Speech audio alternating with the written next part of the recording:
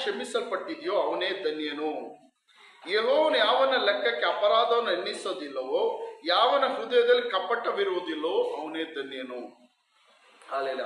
ಇವತ್ತು ಮುಖ್ಯವಾಗಿ ನಾವು ನೋಡುವುದೇನೆಂದ್ರೆ, ಹಾಲೆಲ್ಲ, ಪಾಪಗಳು, ನಮ್ಮ ಪಾಪಗಳು ಕ್ಷಮಿಸಲ್ಪಟ್ಟಿದೆ ನಮಗೆ ದೊಡ್ಡ ಆಶೀರ್ವಾದ. ಹಾಲೆಲ್ಲ. ಯಾರೆಲ್ಲ ಆಮೇಲೆ ಅಂತೀರಾ? ಹಾಲೆಲ್ಲ. ಪಾಪಗಳು ಕ್ಷಮಿಸಲ್ಪಟ್ಟಿದೆ ದೊಡ್ಡ ಆಶೀರ್ವಾದ. ಇದು ಇಲ್ಲಿ ಬೈಬಲಲ್ಲಿ ಇಲ್ಲಿ ಧನ್ಯರು ಅಂತ ಬರೆಯಲ್ಪಟ್ಟಿದೆ. ಪಾಪಗಳು, ಯಾವನ ಪಾಪಗಳು ಕ್ಷಮಿಸಲ್ಪಟ್ಟಿದೆಯೋ ಅವನು ಏನೋ ಧನ್ಯರು. ಆದ್ರೆ ಇಂಗ್ಲಿಷ್ ಬೈಬಲ್ ಅಲ್ಲಿ ಏನಂತ ಬರೆಯಲ್ಪಟ್ಟಿದೆ ಅಂದ್ರೆ ಬ್ಲೆಸ್ಸೆಡ್. ಏನೋ ಬ್ಲೆಸ್ಸೆಡ್. ಅಲ್ಲಿ ಇಂಗ್ಲಿಷ್ ಬೈಬಲ್ ಯಾರ ಹತ್ರ ಇದೆಯಾ? ಬ್ಲೆಸ್ಸೆಡ್. ಅಲ್ಲೆಲ್ಲ ಅದ ಅರ್ಥ ಏನಂದ್ರೆ ಆಶೀರ್ವದಿಸಲ್ಪಟ್ಟವನು. ಏನೋ ಆಶೀರ್ವದಿಸಲ್ಪಟ್ಟವನು. ಅಲ್ಲೆಲ್ಲ ಯಾರ ಪಾಪಗಳು ಕ್ಷಮಿಸಲ್ಪಟ್ಟಿದೆಯೋ ಅವನೇ ಯಾರು? ಆಶೀರ್ವದಿಸಲ್ಪಟ್ಟವನು. ಈ ಲೋಕದನ್ನ ನೋಡೋದಾದ್ರೆ ಯಾರು ನೋಡು ಆಶೀರ್ವದಿಸಲ್ಪಟ್ಟವರು ಅಂತ ಹೇಳ್ತೀವಿ ನಾವು? ತುಂಬಾ ಐಶ್ವರ್ಯವಂತರನ್ನು, ಹಣ ಇರೋರ್ನು, ದೊಡ್ಡ ಮನೆ, ಕಾರು, ಬಂಗ್ಲೆ ಇರುವವರನ್ನು, ಅಲ್ಲೆಲ್ಲ ಇವ್ರನ್ನ ನೋಡಿ ನಾವೇನ್ ಮಾಡ್ತೀವಿ? ಅಯ್ಯೋ ಇವ್ರು ದೊಡ್ಡ ಆಶೀರ್ವದಿಸಲ್ಪಟ್ಟವರು, ದೊಡ್ಡ ಭಾಗ್ಯವಂತರು ಅಂತ ಹೇಳ್ತೀವಿ. ಕರೆಕ್ಟಾ? ನಿಜ ತಾನೆ? ನಾವೇನ್ ಮಾಡ್ತೀವಿ? ಲೋಕದಲ್ಲಿ ಐಶ್ವರ್ಯವಾಗಿರುವವರು ನೋಡಿ, ಲೋಕದಲ್ಲಿ ಯಾವುದೇ ಕೊರತೆ ಇಲ್ಲದೆ ಒಳ್ಳೆ ಹಣ, ದುಡ್ಡು, ಕಾರು, ಬಂಗ್ಲೆ, ಒಳ್ಳೆ ಬಿಸ್ನೆಸ್ಸು, ಅಲ್ಲೆಲ್ಲ ಏನಕ್ಕೂ ಕೊರತೆ ಇಲ್ಲದವ್ರನ್ನ ನೋಡಿ ನಾವೇನಂತೀವಿ? ಇವ್ರು ತುಂಬಾ ಆಶೀರ್ವದಿಸಲ್ಪಟ್ಟವರು ಅಂತ ನಾವ್ ಹೇಳ್ತೀವಿ. ಇವ್ರು ತುಂಬಾ ಏನೋ ಆಶೀರ್ವದಿಸಲ್ಪಟ್ಟವರು. ಆದ್ರೆ ಪರಲೋಕ ಏನ್ ಹೇಳುತ್ತೆ ಗೊತ್ತಾ? ಅಲ್ಲೆಲ್ಲ ದೇವರೇನ್ ಹೇಳ್ತಾರೆ ಗೊತ್ತಾ? ಯಾರ ಪಾಪಗಳು ಕ್ಷಮಿಸಲ್ಪಟ್ಟಿದೆಯೋ ಅವನು ಯಾರು? ಧನ್ಯನು. ಹಾಲೆಲೂಯಾ. ಪಾಪಗಳು ಕ್ಷಮಿಸಲ್ಪಟ್ಟವನೇ ಆಶೀರ್ವದಿಸಲ್ಪಟ್ಟವನು. ಈ ಲೋಕದ ಲೆಕ್ಕದಲ್ಲಿ, ಲೋಕದ ಪ್ರಕಾರದಲ್ಲಿ ದುಡ್ಡಿರುವವನು, ಒಳ್ಳೆ ಆಸ್ತಿ ಐಶ್ವರ್ಯವಿರುವವನೇನೋ ಆಶೀರ್ವದಿಸಲ್ಪಟ್ಟವನು, ಧನ್ಯನು, ಭಾಗ್ಯವಂತನು ಅಂತ ಜನಗಳು ಕರೀತಾರೆ, ಜನಗಳು ನೋಡ್ತಾರೆ, ಜನಗಳು ಅದೇ ರೀತಿ ತಿಳ್ಕೊಂಡಾರೆ. ನಾವು ಅದೇ ರೀತಿ ತಿಳ್ಕೊಂಡಿರ್ತೀವಲ್ಲ ಏನೋ? ನಾವು ದೇವ ಮಕ್ಕಳು, ದೈವ ಜನಗಳು, ಯೇಸುವಿನ ರಕ್ತದಿಂದ ತೊಳೆಯಲ್ಪಟ್ಟವರು. ಆದ್ರೂ ನಾವು ಒಂದೊಂದು ಟೈಮ್ ಏನ್ ಅನ್ಕೊಂತೀವಿ? ಅಯ್ಯೋ ಒಳ್ಳೆ ಕಾಸು, ಒಳ್ಳೆ ಸಂಪಾದನೆ, ಒಳ್ಳೆ ಕೆಲಸ, ಒಳ್ಳೆ ವರಮಾನ ಇದ್ರೇನೆ ನಮ್ಮ ಏನ್ ಅನ್ಕೊಂತೀವಿ ನಾವು? ಅಯ್ಯೋ ನಾವು ಆಶೀರ್ವಾದ ಆಗಿದ್ದೀವಿ ಅನ್ಕೊಂತೀವಿ. ಕರೆಕ್ಟಾ? ನಾವು ಆಶೀರ್ವಾದ ಆಗಿದ್ದೀವಿ. ಅದೇ ರೀತಿ ನಾವು ಬೇರೆ ಯಾವ್ದೊಂದು ವಿಶ್ವಾಸಿ ಕುಟುಂಬ ನೋಡುವಾಗಲೂ, ಯಾವ್ದೊಂದು ದೈವ ಜನಗಳನ್ನು ನೋಡುವಾಗಲೂ, ಅವ್ರು ಒಳ್ಳೆ ಕಾಸು, ಹಣ, ಆಸ್ತಿ, ಒಳ್ಳೆ ಸಂಪಾದನೆ ಇದ್ರೇನೆ ನಾವೇನಂತೀವಿ? ಇವರು ಆಶೀರ್ವದಿಸಲ್ಪಟ್ಟವರು ಅಂತ ನೋಡ್ತೀವಿ. ಆದ್ರೂ ಲೋಕದ ಪ್ರಕಾರ ಇದೆ. ಆದ್ರೆ ಪರಲೋಕ ಏನ್ ನೋಡುತ್ತೆ ಗೊತ್ತಾ? ಅಲ್ಲೆಲ್ಲ ಯಾರ ಪಾಪಗಳು ಕ್ಷಮಿಸಲ್ಪಟ್ಟಿದೆಯೋ ಅವನೇ ಯಾರು? ಆಶೀರ್ವದಿಸಲ್ಪಟ್ಟವನು. ಹಾಲೆಲೂಯಾ. ಪಾಪಗಳು ಕ್ಷಮಿಸಲ್ಪಟ್ಟವನು, ಆಶೀರ್ವದಿಸಲ್ಪಟ್ಟವನು. ಯಾವನ ದ್ರೋಹ ಪರಿಹಾರವಾಗಿದೆಯೋ ಅವನೇ ಆಶೀರ್ವದಿಸಲ್ಪಟ್ಟವನು. ಯಾವನ ಲೆಕ್ಕದಲ್ಲಿ ಯೆಹೋವನು ಯಾವನ ಲೆಕ್ಕದಲ್ಲಿ ಅಪರಾಧವನ್ನು ಎಣ್ಣಿಸೋದಿಲ್ಲವೋ ಅವನೇ ಆಶೀರ್ವದಿಸಲ್ಪಟ್ಟವನು. ಯಾವನ ಹೃದಯದಲ್ಲಿ ಕಪಟವಿರುವುದಿಲ್ಲವೋ, ಕಪಟ ಅಂದ್ರೆ ಗೊತ್ತಲ್ಲ? ಹೃದಯದಲ್ಲಿ ಕಪಟ ಅಂದ್ರೆ ಏನು ಹೇಳು? ಒಳಗೆ ಒಂದು, ಹೊರಗೆ ಒಂದು. ಆಚೆ ನೋಡಿದ್ರೆ ಚೆನ್ನಾಗಿ ಮಾತಾಡ್ತೀವಿ, ಒಳಗಡೆ ನೋಡಿದ್ರೆ ಏನ್ ಮಾಡ್ತೀವಿ? ಕಹಿ, ಕೋಪ, ದ್ವೇಷ ಇರುತ್ತೆ. ಆಚೆ ನೋಡಿದ್ರೆ ನೀನ್ ಚೆನ್ನಾಗಿರುವಂತ ನಾವ್ ಏನ್ ಮಾಡ್ತೀವಿ? ಬಾಯಿಂದ ಹೇಳ್ತೀವಿ. ಅದೇ ಹೃದಯದಲ್ಲಿ ಏನ್ ಅಂದ್ಕೊತೀವಿ? ಹಾಳಾಗೋಗ್ಲಿ, ಏನೋ ಹಾಳಾಗೋಗ್ಲಿ, ನಾಶ ಹೋಗೋಗ್ಲಿ, ಇದೇ ಕಪಟ. ಅಲ್ಲೆಲ್ಲ ಯಾವನ ಹೃದಯದಲ್ಲಿ ಕಪಟವಿರುವುದಿಲ್ಲೋ ಅವನೇ ಯಾರು? ಆಶೀರ್ವದಿಸಲ್ಪಟ್ಟವನಂತ ನಾನು ಹೇಳ್ತಾ ಇಲ್ಲ, ದೇವರ ವಾಕ್ಯ ಹೇಳ್ತಾ ಇದ್ದೀನಿ. ಯಾರು ಹೇಳ್ತವ್ರೆ? ದೇವರ ವಾಕ್ಯ ಹೇಳ್ತಾ ಇದ್ದೀನಿ. ಅಲ್ಲೆಲ್ಲ ನಾವಿವತ್ತು ನೋಡುತ್ತೇನೆ, ಯಾರ ಪಾಪಗಳು ಕ್ಷಮಿಸಲ್ಪಟ್ಟಿದೆಯೋ ಅವನೇ ಧನ್ಯನು. ಯಾರ ಪಾಪಗಳು ಕ್ಷಮಿಸಲ್ಪಟ್ಟಿದೆಯೋ ಅವನು ಯಾರು? ಆಶೀರ್ವದಿಸಲ್ಪಟ್ಟವನು. ಅಲ್ಲೆಲ್ಲ ನೋಡಿ, ಪಾಪ ಅನ್ನೋದು ನಾನು ತುಂಬಾ ಸಲ ನಾನು ಸಭೆಯಲ್ಲಿ ನಿಮಗೆ ಹೇಳಿದ್ದೀನಿ. ಅಲ್ಲೆಲ್ಲ ಒಂದು ಪಾಪಕ್ಕೋಸ್ಕರನೇ, ಒಂದು ಪಾಪದಿಂದ ಬಿಡುಗಡೆ ಮಾಡೋದಕ್ಕೋಸ್ಕರನೇ ಯೇಸು ಸ್ವಾಮಿ ಈ ಲೋಕದಲ್ಲಿ ಬಂದಿದ್ದು. ಅಲ್ಲೆಲ್ಲ ಬೇರೆ ಯಾವುದೇ ಕಾರಣಕ್ಕೂ ಅಲ್ಲ. ಜನಗಳನ್ನು ಪಾಪದಿಂದ ಬಿಡುಗಡೆ ಮಾಡಬೇಕು, ಜನಗಳನ್ನು ದ್ರೋಹಗಳಿಂದ ಬಿಡುಗಡೆ ಮಾಡಬೇಕು, ಅಪರಾಧದಿಂದ ಬಿಡುಗಡೆ ಮಾಡಬೇಕು. ಅದಕ್ಕೋಸ್ಕರನೇ ಯೇಸು ಸ್ವಾಮಿ ಪರಲೋಕ ರಾಜ್ಯದಲ್ಲಿ ಸಿಂಹಾಸನದಲ್ಲಿ ಇರುವಂತ ಯೇಸು ಸ್ವಾಮಿ ಈ ಲೋಕದಲ್ಲಿ ಇಳಿದು ಬಂದು ಮನುಷ್ಯನಾಗಿ ಜೀವಿಸಿ ಕಲ್ವಾರ್ ಶಿಲ್ಬೆಯಲ್ಲಿ ಆ ಘೋರ ಮರಣವನ್ನು ಹೊಂದಿಕೊಂಡಿದ್ದು. ಒಡೆಯಲ್ಪಟ್ಟು, ಜಜ್ಜಲ್ಪಟ್ಟು, ಎಲ್ಲರ ಹತ್ರ ಮುಖಕ್ಕೆ ಉಗಿಸ್ಕೊಂಡು, ಒಡಿಸ್ಕೊಂಡು, ಇದೆಲ್ಲ ಏನಕ್ಕೆ ಸಹಿಸ್ಕೊಂಡ ಅಂದ್ರೆ ಈ ಪಾಪದಿಂದ ಜನಗಳನ್ನು ಬಿಡುಗಡೆ ಮಾಡೋದಕ್ಕೋಸ್ಕರ. ಅಲ್ಲೇನು? ಈ ಜನಗಳನ್ನು ತಮ್ಮ ಈ ಪಾಪಗಳಿಂದ ಬಿಡುಗಡೆ ಮಾಡೋದಕ್ಕೋಸ್ಕರ ಯೇಸು ಸ್ವಾಮಿ ಕಲ್ವಾರಿ ಶಿಲ್ಬೆಯಲ್ಲಿ ಹೊಡೆಯಲ್ಪಟ್ಟಿದ್ದು, ಜಜ್ಜಲ್ಪಟ್ಟಿದ್ದು, ಈ ಲೋಕಕ್ಕೆ ಬಂದಿದ್ದು. ಇದೆಲ್ಲ ನಮಗೆ ಗೊತ್ತಿರೋಂಥ ವಿಷಯ. ನಾನು ನಿಮಗೆ ಸುಮಾರು ಸಲ ಹೇಳಿದ್ದೀನಿ. ದೇವರ ಆರಂಭದಲ್ಲಿ ಮನುಷ್ಯರನ್ನು ಉಂಟು ಮಾಡಿದ್ರು, ಆದಾಮ್ ಮತ್ತು ಅವ್ವಾಳ ಅಂತ. ಮನುಷ್ಯರನ್ನು ಉಂಟು ಮಾಡಿದ್ರು, ಮನುಷ್ಯರಿಗೆ ಬೇಕಾಗಿರೋ ಎಲ್ಲವನ್ನು ಉಂಟು ಮಾಡಿದ್ರು, ಮನುಷ್ಯರಿಗೆ ಬೇಕಾದ ಆಹಾರಗಳನ್ನು ಉಂಟು ಮಾಡಿದ್ರು, ಈ ಲೋಕದಲ್ಲಿ ಬೇಕಾಗಿರೋ ಎಲ್ಲವನ್ನು ಉಂಟು ಮಾಡಿದ್ರು. ಗಿಡ ಮರವನ್ನು ಉಂಟು ಮಾಡಿದ್ರು, ಕಲ್ಲು ಬಂಡೆಗಳನ್ನು ಉಂಟು ಮಾಡಿದ್ರು, ಸೂರ್ಯ ಚಂದ್ರ ನಕ್ಷತ್ರಗಳನ್ನು ಉಂಟು ಮಾಡಿದ್ರು, ನೀರನ್ನು ಉಂಟು ಮಾಡಿದ್ರು. ಅಲ್ಲೆಲ್ಲ ಆದ್ರೆ ದೇವರು ಎಲ್ಲ ಉಂಟು ಮಾಡಿದ್ರು. ಆದ್ರೆ ದೇವರು ಏನು ಉಂಟು ಮಾಡಲಿಲ್ಲ? ಪಾಪವನ್ನು ಉಂಟು ಮಾಡಲಿಲ್ಲ. ಅಲ್ಲೆಲ್ಲ ಲೋಕದಲ್ಲಿ ಏನ್ ಮಾಡಿಲ್ಲ? ಮನುಷ್ಯನನ್ನು ದೇವರು ಉಂಟು ಮಾಡಿದಾಗ ಮನುಷ್ಯನೊಳಗಡೆ ಪಾಪ ಎಂಬುದು ಮನುಷ್ಯನೊಳಗಡೆ ಇರಲಿಲ್ಲ. ಅಲ್ಲೆಲೂಯ. ಪಾಪ ಎಂಬುದು ಮನುಷ್ಯನೊಳಗಡೆ ಇರಲಿಲ್ಲ. ಯಾವ ರೀತಿ ಪಾಪ ಬಂತು? ಅಲ್ಲೆಲ್ಲ ಯಾವ ರೀತಿ ಲೋಕಕ್ಕೆ ಪಾಪ ಬಂತು? ಅಲ್ಲೆಲ್ಲ ಯಾವಾಗ ಆದಾಮನ ಅವ್ವಳು ದೇವರ ಮಾತಿಗೆ ವಿರೋಧವಾಗಿ ಅಲ್ಲೆಲ್ಲ ಕಾರ್ಯ ಮಾಡಿ ದೇವರು ತಿನ್ನಬಾರದು ಅಂತ ಹೇಳಿದ ಆ ಹಣ್ಣನ್ನು ಯಾವಾಗ ತಿಂದ್ರು ಆವಾಗ ಲೋಕದಲ್ಲಿ ಏನ್ ಬಂತು? ಪಾಪ ಬಂತು. ಅಲ್ಲೆಲ್ಲ ಪಾಪ ಬಂತು. ಪಾಪದ ಮೂಲಕವಾಗಿ ಏನ್ ಬಂತು? ಮರಣ ಬಂತು. ಅಲ್ಲೆಲ್ಲ ಪಾಪದ ಮೂಲಕ ಏನ್ ಬಂತು? ಮರಣ ಬಂತು. ಅಲ್ಲೆಲ್ಲ ಏನಕ್ಕೋಸ್ಕರ ಈ ಪಾಪಗಳು ಕ್ಷಮಿಸಲ್ಪಡಬೇಕು ಅಂದ್ರೆ ನಾವು ನೋಡಿ, ಏನಕ್ಕೋಸ್ಕರ ಈ ಪಾಪ ಕ್ಷಮಿಸಲ್ಪಡಬೇಕು?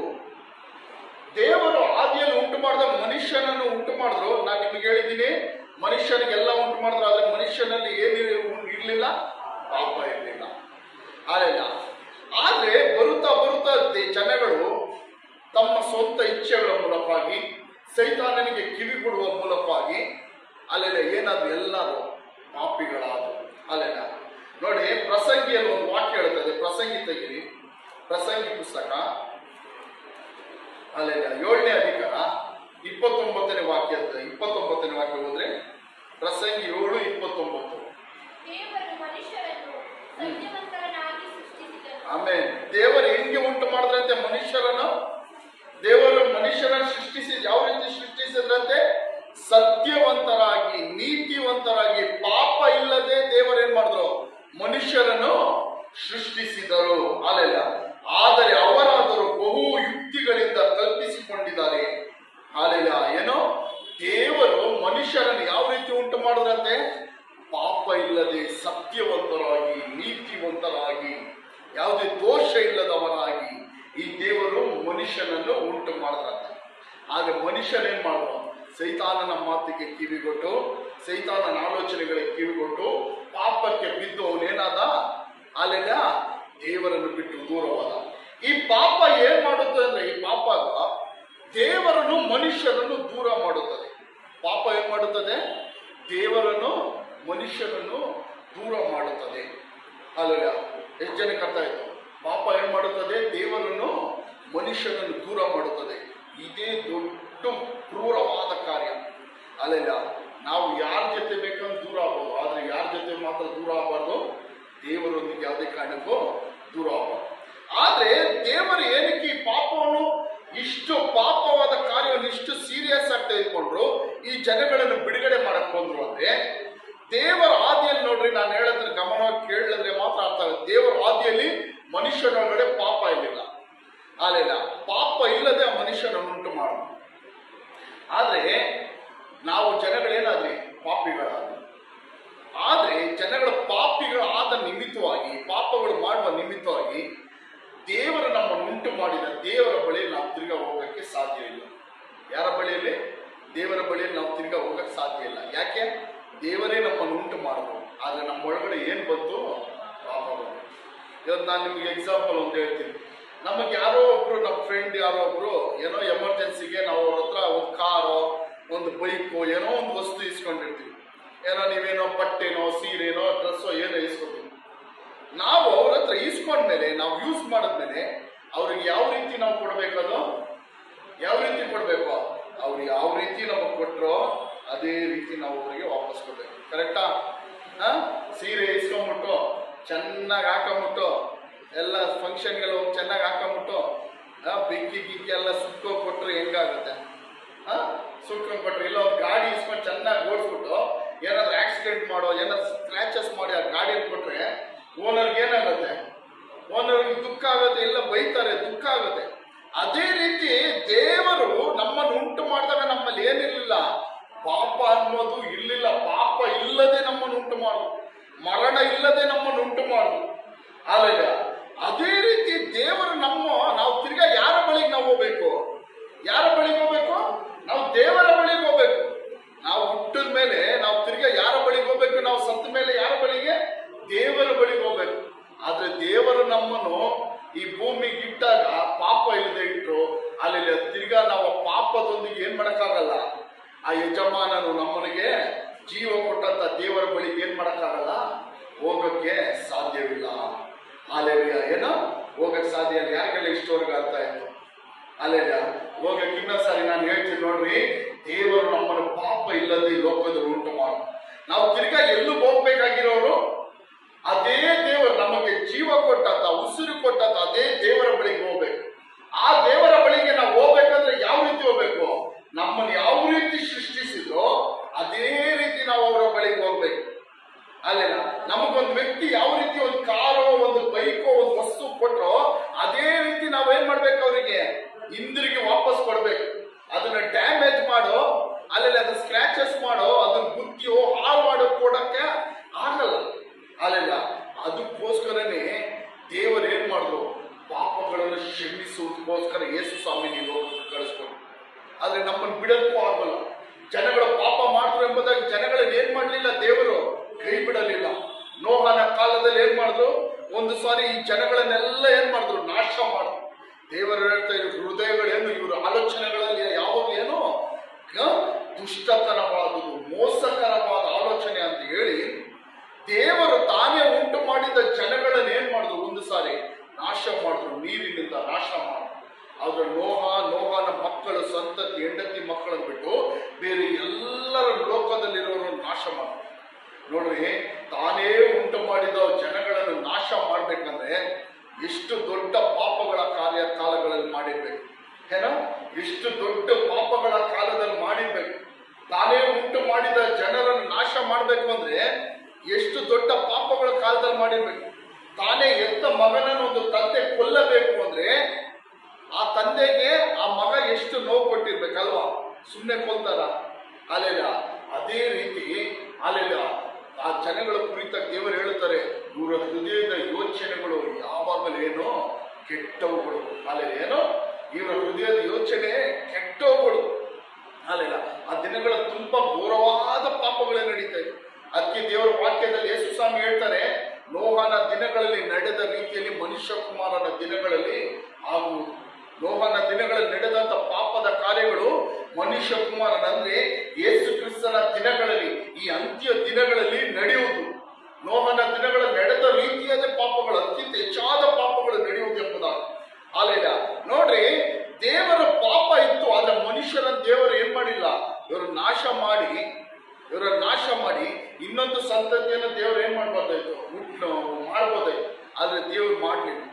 ಒಂದು ಸಾರಿ ಮೋಶೆಗೆ ದೇವರು ಹೇಳ್ತಾರೆ, ಈ ಜನಗಳು ದೇವರ ವಿರುದ್ಧವಾಗಿ ನಿಂತಾಗ ವಿಗ್ರಹ ಆರಾಧನೆಗಳು ಮಾಡಿ, ದೇವರಿಗೆ ಇಷ್ಟ ಇಲ್ಲದ ಕಾರ್ಯಗಳನ್ನು ಮಾಡಿ ದೇವರ ವಿರುದ್ಧ ಈ ಜನಗಳು ನಿಂತಾಗ ಮೋಶೆಗೆ ದೇವರು ಹೇಳ್ತಾರೆ, ನೀನು ಸ್ವಲ್ಪ ಹತ್ ಕಡೆ ನಿಂತ್ಕೊ, ನಾನೇನ್ ಮಾಡ್ತೀನಿ, ಈ ಜನಗಳನ್ನೆಲ್ಲ ನಾಶ ಮಾಡಿ ನಿನ್ನ ಮೂಲಕವಾಗಿ ನಾನೇನ್ ಮಾಡ್ತೀನಿ, ಒಂದು ಸಂತತಿಯನ್ನು ಎಬ್ಬಿಸುತ್ತೀನಿ. ಹಾಲೆಲ್ಲ ಕಾರಣ ಯಾಕೆ? ಪಾಪ. ಹಾಲೆಲ್ಲ ಪಾಪ ದೇವರಿಗೆ ಅಷ್ಟು ಘೋರವಾದ ಪಾಪ. ಏನು ದೇವರ ಕಣ್ಣು ಮುಂದೆ ಅಷ್ಟು ಘೋರವಾದ. ಈ ಜನಗಳನ್ನೆಲ್ಲ ನಾಶ ಮಾಡ್ತೀನಿ ಅಂತ ಹೇಳಿದ್ರು. ಅಲ್ಲೆಲ್ಲ ತಾನು ವಾಗ್ದಾನ ಮಾಡಿದ ಅಬ್ರಾಹ್ಮನಿಗೆ, ಈಸಾಕನಿಗೆ, ಯಾಕೋಬನಿಗೆ ವಾಗ್ದಾನಗಳು. ಆ ವಾಗ್ದಾನ ಮಾಡಿದ ದೇವರೇನು, ಆ ವಾಗ್ದಾನ ಮಾಡಿದ ಅದೇ ಬಾಯಿಲ ದೇವರು ಏನ್ ಹೇಳ್ತವ್ರೆ, ಈ ಜನಗಳನ್ನೆಲ್ಲ ನಾನು ಏನ್ ಮಾಡ್ತೀನಿ, ನಾಶ ಮಾಡ್ತೀನಿ, ನಿನ್ನಿಂದ ನಾನೊಂದು ಸಂತತಿಯನ್ನು ನಾನೇನ್ ಮಾಡ್ತೀನಿ, ಉಂಟು ಮಾಡ್ತೀನಿ. ಅಂದ್ರೆ ನಾವಿಲ್ಲಿ ತಿಳ್ಕೊಬೇಕು, ಅಲ್ಲೆಲ್ಲ ದೇವರ ಮುಂದೆ ಅಲ್ಲೆಲ್ಲ ಪಾಪ ತುಂಬಾ ಘೋರವಾದ, ದೇವರಿಗೆ ತುಂಬಾ ಅಸಹ್ಯವಾದ. ಅಲ್ಲೆಲ್ಲ ದೇವರಿಗೇನ ಪಾಪ ತುಂಬಾ ಅಸಹ್ಯವಾದ. ಇಸ್ರೇಲ್ ಜನಗಳು ಅನೇಕ ರೀತಿಯಾದ ತಪ್ಪುಗಳು, ಪಾಪಗಳು ಮಾಡಿದ್ರು ದೇವರ ವಿರುದ್ಧ. ಅಲ್ಲೆಲ್ಲ ಅವರ ನಾಶನಕ್ಕೆ ಕಾರಣವೇ ಏನು? ಇಸ್ರೇಲ್ ಜನಗಳ ನಾಶನಕ್ಕೆ ಕಾರಣವೇನು? ತಪ್ಪುಗಳು, ಅವರು ಮಾಡಿದ ಪಾಪಗಳು. ಆ ಇಸ್ರೇಲ್ ಜನಗಳನ್ನು ದೇವರು ಐಗುಪ್ತ ದೇಶದಿಂದ ಕಾನಾನ್ ದೇಶಕ್ಕೆ ಕರ್ಕೊಂಡ್ ಬರುವಾಗ ಅನೇಕ ಜನಗಳು ಅಲ್ಲೆಲ್ಲ ಅನೇಕ ಜನಗಳು ನಾಶವಾಗೋದು. ಅಲ್ಲಿಂದ ಹೊರಟು ಬಂದಂತ ಎಲ್ಲ ಯೌವನಸ್ಥರು ಯಾರು ಕಾನಾನ್ ದೇಶವನ್ನು ಕಾಣಲಿಲ್ಲ. ಯೋಶುವ ಮತ್ತೆ ಕಾಲೇಬ್ ಎಂಬ ಇಬ್ಬರು ವ್ಯಕ್ತಿಯನ್ನು ಬಿಟ್ಟು ಬೇರೆ ಯಾರೊಬ್ಬರು 40 ವಯಸ್ಸಲ್ಲಿ ಹೊರಟು ಬಂದವರು ಯಾರೊಬ್ರು ಕಾನಾನ್ ದೇಶ ಕಾಣಲಿಲ್ಲ. ಎಲ್ಲರೂ ಮರುಭೂಮಿಯಲ್ಲೇನಾದ್ರು ಸತ್ತೋದ್ರು. ಕಾರಣ ಯಾಕೆ? ಪಾಪ. ಹಲ್ಲೆಲೂಯಾ. ದೇವರ ವಿರುದ್ಧವಾಗಿ ಅವರು ಮಾಡಿದ ಪಾಪಗಳು, ಅಪರಾಧಗಳು. ಹಲ್ಲೆಲೂಯಾ. ತಾನು ವಾಗ್ದಾನ ಮಾಡಿದ ಜನಗಳನ್ನೇ ದೇವರು ಏನ್ ಮಾಡಿದ್ರು? ಪಾಪದ ನಿಮಿತ್ತ ಅವರ ಜನಗಳನ್ನು ನಾಶ ಮಾಡಿದ್ರು, ಸಂಹರಿಸಿದರು. ಹಲ್ಲೆಲೂಯಾ. ಇಸ್ರೇಲರ ಅರಸರುಗಳನ್ನು ನೋಡಬಹುದು. ಆಮೇಲೆ ಇಸ್ರೇಲರ ಅರಸರುಗಳು, ಅನೇಕ ಇಸ್ರೇಲರ ಅರಸರುಗಳು ಕೊಲ್ಲಲ್ಪಟ್ಟರು, ನಾಶವಾಗಿ ಹೋದರು. ಇಸ್ರೇಲ್ ದೇಶವೇ ಏನಾಯ್ತು? ಬೇರೆ ದೇಶಗಳಿಗೆ ಗುಲಾಮರಾದರು. ಬಾಬುಲೋನ್ ದೇಶಕ್ಕೆ ಇಸ್ರೇಲ್ ದೇಶಗಳು ಗುಲಾಮರಾದರು. ಕಾರಣ ಯಾಕೆ? ಪಾಪ. ದೇವರ ವಿರುದ್ಧ ಮಾಡಿದಂತ ಪಾಪಗಳು, ದ್ರೋಹಗಳು. ಹಲ್ಲೆಲೂಯಾ. ಅದರ ನಿಮಿತ್ತವಾಗಿ ಇಸ್ರೇಲ್ ದೇಶವೇ ನಾಶವಾಗುವುದು. ಕೊಲ್ಲಲ್ಪಟ್ಟರು, ರಾಜರು ಕೊಲ್ಲಲ್ಪಟ್ಟರು, ಅರಸರುಗಳು, ಅಧಿಕಾರಿಗಳು ಕೊಲ್ಲಲ್ಪಟ್ಟರು. ಬಾಬಿಲೋನ್ ದೇಶದವರು ಇಸ್ರೇಲ್ ದೇಶ ಸುಮಾರು 60-70 ವರ್ಷ ಏನ್ ಮಾಡಿದ್ರು? ಘೋರವಾಗಿ ಆಳ್ವಿಕೆ ಮಾಡಿದ್ರು. ಇದಕ್ಕೆಲ್ಲ ಕಾರಣ ಏನು? ಇದಕ್ಕೆಲ್ಲ ಕಾರಣ ಏನು? ಪಾಪ. ಹಲ್ಲೆಲೂಯಾ. ಹಲ್ಲೆಲೂಯಾ. ಪಾಪ ತುಂಬಾ ಘೋರವಾದದ್ದು. ಹಲ್ಲೆಲೂಯಾ. ಅದಕ್ಕೆ ದೇವರ ವಾಕ್ಯ ಹೇಳುತ್ತದೆ, ಯಾರ ಪಾಪಗಳು ಕ್ಷಮಿಸಲ್ಪಟ್ಟಿದೆಯೋ ಅವನೇ ಧನ್ಯನು, ಆಶೀರ್ವದಿಸಲ್ಪಟ್ಟವನು. ಹಲ್ಲೆಲೂಯಾ. ಹಲ್ಲೆಲೂಯಾ. ನಮಗೆಲ್ಲ ನಂಬಿಕೆ ಇದೆಯಾ ನಮ್ಮ ಪಾಪಗಳು ಕ್ಷಮಿಸಲ್ಪಟ್ಟಿದೆ ಎಂಬುದಾಗಿ? ಹಲ್ಲೆಲೂಯಾ. ನಂಬಿಕೆ ಇದೆಯಾ? ನನ್ನ ಪಾಪ ಕ್ಷಮಿಸಲ್ಪಟ್ಟಿದೆ. ನಂಬಿಕೆ ಇದೆಯಾ ಇಲ್ವಾ? ಹಲ್ಲೆಲೂಯಾ. ಪಾಪ ತುಂಬಾ ಘೋರವಾದದ್ದು. ಪಾಪ ಏನ್ ಮಾಡುತ್ತಂದ್ರೆ ದೇವರನ್ನು ನಮ್ಮನ್ನು ಏನ್ ಮಾಡುತ್ತದೆ? ಅದು ಅಗಲಿಸುತ್ತದೆ. ಹಲ್ಲೆಲೂಯಾ. ದೇವರು ನಮ್ಮನ್ನು ದೂರ ಮಾಡುತ್ತದೆ. ಆದ್ರೂ ದೇವರು ಏನ್ ಮಾಡಿದ್ರು? ನಮ್ಮ ಮೇಲೆ ಪ್ರೀತಿ ಇಟ್ಟು ಏನ್ ಮಾಡಿದ್ರು? ಎಷ್ಟೇ ಪಾಪಗಳು ಮಾಡಿದ್ರು ನಮ್ಮ ಮೇಲೆ ಪ್ರೀತಿ ಇಟ್ಟು ದೇವರು ತನ್ನ ಒಬ್ಬನೇ ಮಗನಾದ ಯೇಸು ಕ್ರಿಸ್ತನನ್ನು ನಮಗೋಸ್ಕರ ಕಳಿಸಿಕೊಟ್ಟನು. ಹಲ್ಲೆಲೂಯಾ. ಈ ಪಾಪದಿಂದ ನಾವು ಬಿಡುಗಡೆ ಬೇಕು ಅಂದ್ರೆ ನಾವು ಏನ್ ಮಾಡ್ಬೇಕು ಅಂದ್ರೆ ಆ ಯೇಸು ಕ್ರಿಸ್ತನನ್ನು ನಂಬಬೇಕು ನಾವು. ಹಲ್ಲೆಲೂಯಾ. ಪಾಪದೊಂದಿಗೆ ಯಾರು ಪರಲೋಕ ರಾಜ್ಯ ಸೇರಕ್ಕಾಗುವುದಿಲ್ಲ. ಪಾಪ ಮಾಡುವ ಆತ್ಮ ಏನಾಗುತ್ತದೆ? ಸಾಯುತ್ತದೆ, ನರಕಕ್ಕೆ ಹೋಗುತ್ತದೆ. ಪಾಪದ ಸಂಬಳ ಮರಣ. ಪಾಪದ ಸಂಬಳ ಏನು? ಮರಣ. ಪಾಪ ಮಾಡುವ ಆತ್ಮ ಎಲ್ಲಿಗೆ ಹೋಗುತ್ತದೆ? ನರಕಕ್ಕೆ ಹೋಗುತ್ತದೆ, ಸಾಯುತ್ತದೆ. ಹಲ್ಲೆಲೂಯಾ. ಆದರೂ ದೇವರು ನಮ್ಮನ್ನು ಈ ಪಾಪಗಳಿಂದ ಬಿಡಿಸೋದಕ್ಕೋಸ್ಕರ ದೇವರು ಏನ್ ಮಾಡಿದ್ರು? ತನ್ನ ಒಬ್ಬನೇ ಮಗನಾದ ಯೇಸು ಸ್ವಾಮಿ ಕೊಟ್ಟನು. ಆತನನ್ನು ನಂಬುವ ಪ್ರತಿಯೊಬ್ಬರಿಗೆ ಏನಿದೆ? ಪಾಪದಿಂದ ಬಿಡುಗಡೆ ಇದೆ. ಹಲ್ಲೆಲೂಯಾ. ನಿಮಗೆ ಪಾಪದಿಂದ ಬಿಡುಗಡೆ ಬೇಕಾ? ಯೇಸು ಸ್ವಾಮಿನ ಏನ್ ಮಾಡ್ಬೇಕು? ನಂಬಬೇಕು. ಆತ ನನಗೋಸ್ಕರ ಕಲ್ವಾರ್ ಶಿಲುಬೆಯಲ್ಲಿ ಹೊಡೆಯಲ್ಪಟ್ಟನು. ಏನಿಗೋಸ್ಕರ? ನನ್ನ ಪಾಪಗಳಿಗೋಸ್ಕರ ಕಲ್ವಾರ್ ಶಿಲುಬೆಯಲ್ಲಿ ಹೊಡೆಯಲ್ಪಟ್ಟನು. ನನ್ನ ಅಕ್ರಮಗಳಿಗಾಗಿ ಕಲ್ವಾರ್ ಶಿಲುಬೆಯಲ್ಲಿ ಹೊಡೆಯಲ್ಪಟ್ಟನು. ನಾನು ಮಾಡಿದ ದ್ರೋಹಗಳು, ಅಪರಾಧಗಳಿಗಾಗಿ ಆತ ಕಲ್ವಾರ್ ಶಿಲುಬೆಯಲ್ಲಿ ಹೊಡೆಯಲ್ಪಟ್ಟನು. ಕಲ್ವಾರ್ ಶಿಲುಬೆಯಲ್ಲಿ ಮರಣ ಹೊಂದಿದವನೆಂಬುದಾಗಿ ನಾವು ಏನು ಮಾಡಬೇಕು? ನಂಬಬೇಕು. ಹಲ್ಲೆಲೂಯಾ. ಅವಾಗ ಯೇಸು ಸ್ವಾಮಿ ಏನ್ ಮಾಡ್ತಾರೆ? ತನ್ನ ರಕ್ತದಿಂದ ನಮ್ಮನ್ನು ತೊಳೆದು ಶುದ್ಧೀಕರಿಸುತ್ತಾರೆ. ಕಾರಣ ಯಾಕಂದ್ರೆ ಈ ಪಾಪದಿಂದ ಕ್ಷಮಿಸುವಂತ ಅಧಿಕಾರ ಈ ಲೋಕದಲ್ಲಿ ಬೇರೆ ಯಾರಿಗೂ ಇಲ್ಲ. ಪಾಪದಿಂದ ಕ್ಷಮಿಸುವಂತ ಅಧಿಕಾರ, ಪಾಪದಿಂದ ಬಿಡಿಸುವಂತ ಅಧಿಕಾರ ಈ ಲೋಕದಲ್ಲಿ ಯಾರಿಗಂದ್ರೆ ಇದೆಯಾ? ಯಾರಿಗಂದ್ರೆ ಇದೆಯಾ? ಯಾರಿಗೂ ಇಲ್ಲ. ಅಲ್ಲಿ ಒಬ್ಬರಿಗೆ ಮಾತ್ರ ಇರೋದು. ಅದು ಯಾರು? ಕರ್ತನಾದ ಯೇಸು ಕ್ರಿಸ್ತನಿಗೆ ಮಾತ್ರ. ಹಲ್ಲೆಲೂಯಾ. ಈ ಪಾಪದಿಂದ ಬಿಡುಗಡೆ ಮಾಡಬೇಕು, ಪಾಪದಿಂದ ಕ್ಷಮಿಸುವಂತ ಅಧಿಕಾರ ಈ ಲೋಕದಲ್ಲಿ ಯಾರಿಗೂ ಇಲ್ಲ. ಒಬ್ಬರಿಗೆ ಮಾತ್ರ ಇದೆ. ಅದು ಯಾರಿಗೆ? ಕರ್ತನಾದ ಯೇಸು ಕ್ರಿಸ್ತನಿಂದ ಮಾತ್ರ. ಆತನ ರಕ್ತದಿಂದ ಮಾತ್ರ ನಮ್ಮ ಪಾಪಗಳು ಏನಾಗುತ್ತದೆ? ತೊಳೆಯಲ್ಪಡುತ್ತದೆ. ಹಲ್ಲೆಲೂಯಾ. ಹಲ್ಲೆಲೂಯಾ. ಒಂದು ಸಾರಿ ಯೇಸು ಸ್ವಾಮಿ ಸೇವೆ ಮಾಡುವ ದಿನಗಳಲ್ಲಿ ಒಂದು ಮನೆ ಒಳಗಡೆ ಕೂತ್ಕೊಂಡು ಯೇಸು ಸ್ವಾಮಿ ಏನ್ ಮಾಡ್ತಾರೆ? ಅನೇಕ ಜನಗಳಿಗೆ ಏನ್ ಮಾಡ್ತಾರೆ? ಅವರು ಪ್ರಾರ್ಥಿಸುತ್ತಾರೆ. ಅನೇಕ ಜನಗಳು ಯೇಸು ಸ್ವಾಮಿ ಹತ್ರ ಬಂದು ಆತನ ಬೋಧನೆಗಳಿಗೆ ಕೇಳಲ್ಪಡ್ತಾರೆ. ಅವಾಗ ಒಬ್ಬ ಪಾರ್ಶ್ವವಾಯು ರೋಗಿ ಏನ್ ಮಾಡ್ತಾರೆ? ಒಂದು ಹಾಸಿಗೆ ಮೇಲೆ 4 ಜನಗಳು ಹೊತ್ಕೊಂಡು ಅಲ್ಲಿ ಬರ್ತಾರೆ. ಅಲ್ಲಿ ಬಂದು ನೋಡುವಾಗ ಒಳಗಡೆ ಯೇಸು ಸ್ವಾಮಿ ಹತ್ರ ಹೋಗೋಕೆ ಅವ್ರ ಹತ್ರ ಏನಿಲ್ಲ? ಸ್ಥಳವಿಲ್ಲ. ಯೇಸು ಸ್ವಾಮಿ ಹತ್ರ ಹೋಗೋಕೆ ಅವ್ರಿಗೆ ಸ್ಥಳವಿಲ್ಲ. ಅವಾಗ 4 ಯೌವನಸ್ಥರು ಏನ್ ಮಾಡ್ತಾರೆ? ಹಿಂಗಾದ್ರೂ ಅವ್ರ ಫ್ರೆಂಡ್ ಇರ್ಬೇಕು. ಏನೋ ಅಪಾಷ್ಟವಾಗಿರೋ ಫ್ರೆಂಡು, ಅವ್ರ ರಿಲೇಟಿವ್ಸ್, ಅವ್ರ ತಂದೆನೋ, ಅಣ್ಣನ, ತಮ್ಮನೋ ಯಾರೋ ಒಬ್ರು ಇರ್ಬೇಕು. ಹಿಂಗಾದ್ರೂ ಇವನ್ನ ಏನ್ ಮಾಡ್ಬೇಕು? ನಾವು ಬಿಡುಗಡೆ ಮಾಡ್ಬೇಕು. ಇವನು ಬಿಡುಗಡೆ ಹೊಂದ್ಕೊಂಡು ಹೋಗ್ಬೇಕು. ಅಲ್ಲೆಲ್ಲ ಎಂತ ಕಾಯಿಲೆ ಆದ್ರೂ ಬಿಡುಗಡೆ ಆಗುತ್ತೆ, ಎಂತ ರೋಗ ಆದ್ರೂ ಬಿಡುಗಡೆ ಆಗುತ್ತೆ. ಅಲ್ಲೆಲ್ಲ ಯೇಸು ಸ್ವಾಮಿ ನಂಬಿ ಬಂದವ್ರನ್ನ ಯೇಸು ಸ್ವಾಮಿ ಕೈ ಬಿಡಲ್ಲ ಅಂತ ಜನಗಳು ಹೇಳ್ತಾರಲ್ಲ. ಹೇಳಿದ್ ಮಾತ್ರ ಅಲ್ಲ, ಅವ್ರು ನೋಡ್ತಾರಲ್ಲ, ಪ್ರತಿದಿನ ನೋಡ್ತಾರಲ್ಲ. ಇವತ್ತು ಹೆಂಗಾದ್ರೂ ಮಾಡಿ ನಮ್ಮ ಫ್ರೆಂಡಿಗೆ ಏನ್ ಮಾಡ್ಬೇಕು, ಆ ಕಾಯಿಲೆಯಿಂದ ಬಿಡುಗಡೆ ಮಾಡ್ಬೇಕು. ಪಾರ್ಶ್ವವಾಯು ರೋಗಿ ಅಂದ್ರೆ ಏನು? ಪಾರ್ಶ್ವವಾಯು ಅಂದ್ರೆ ಸ್ಟ್ರೋಕ್. ಅವನು ಹಾಸಿಗೆಲ್ಲೇ ಇದ್ದಾನೆ.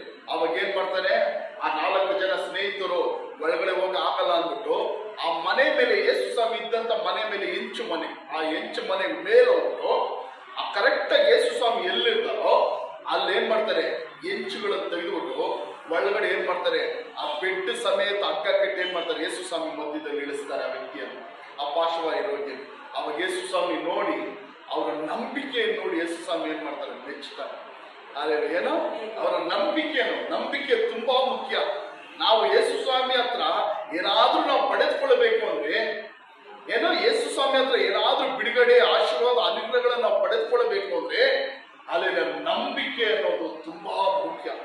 ದೇವರ ವಾಕ್ಯ ಇಬ್ರಿಯರಲ್ಲಿ ಹೇಳುತ್ತದೆ 12ನೇ ಅಧಿಕಾರದಲ್ಲಿ, ನಂಬಿಕೆ ಇಲ್ಲದೆ ದೇವರನ್ನು ಮೆಚ್ಚಿಸುವುದು ಅಸಾಧ್ಯವಾಗುವುದು. ಅಲ್ಲಿ ಏನೋ ನಂಬಿಕೆ ಇಲ್ಲದೆ ದೇವರನ್ನು ಮೆಚ್ಚಿಸುವುದು ಅಸಾಧ್ಯ.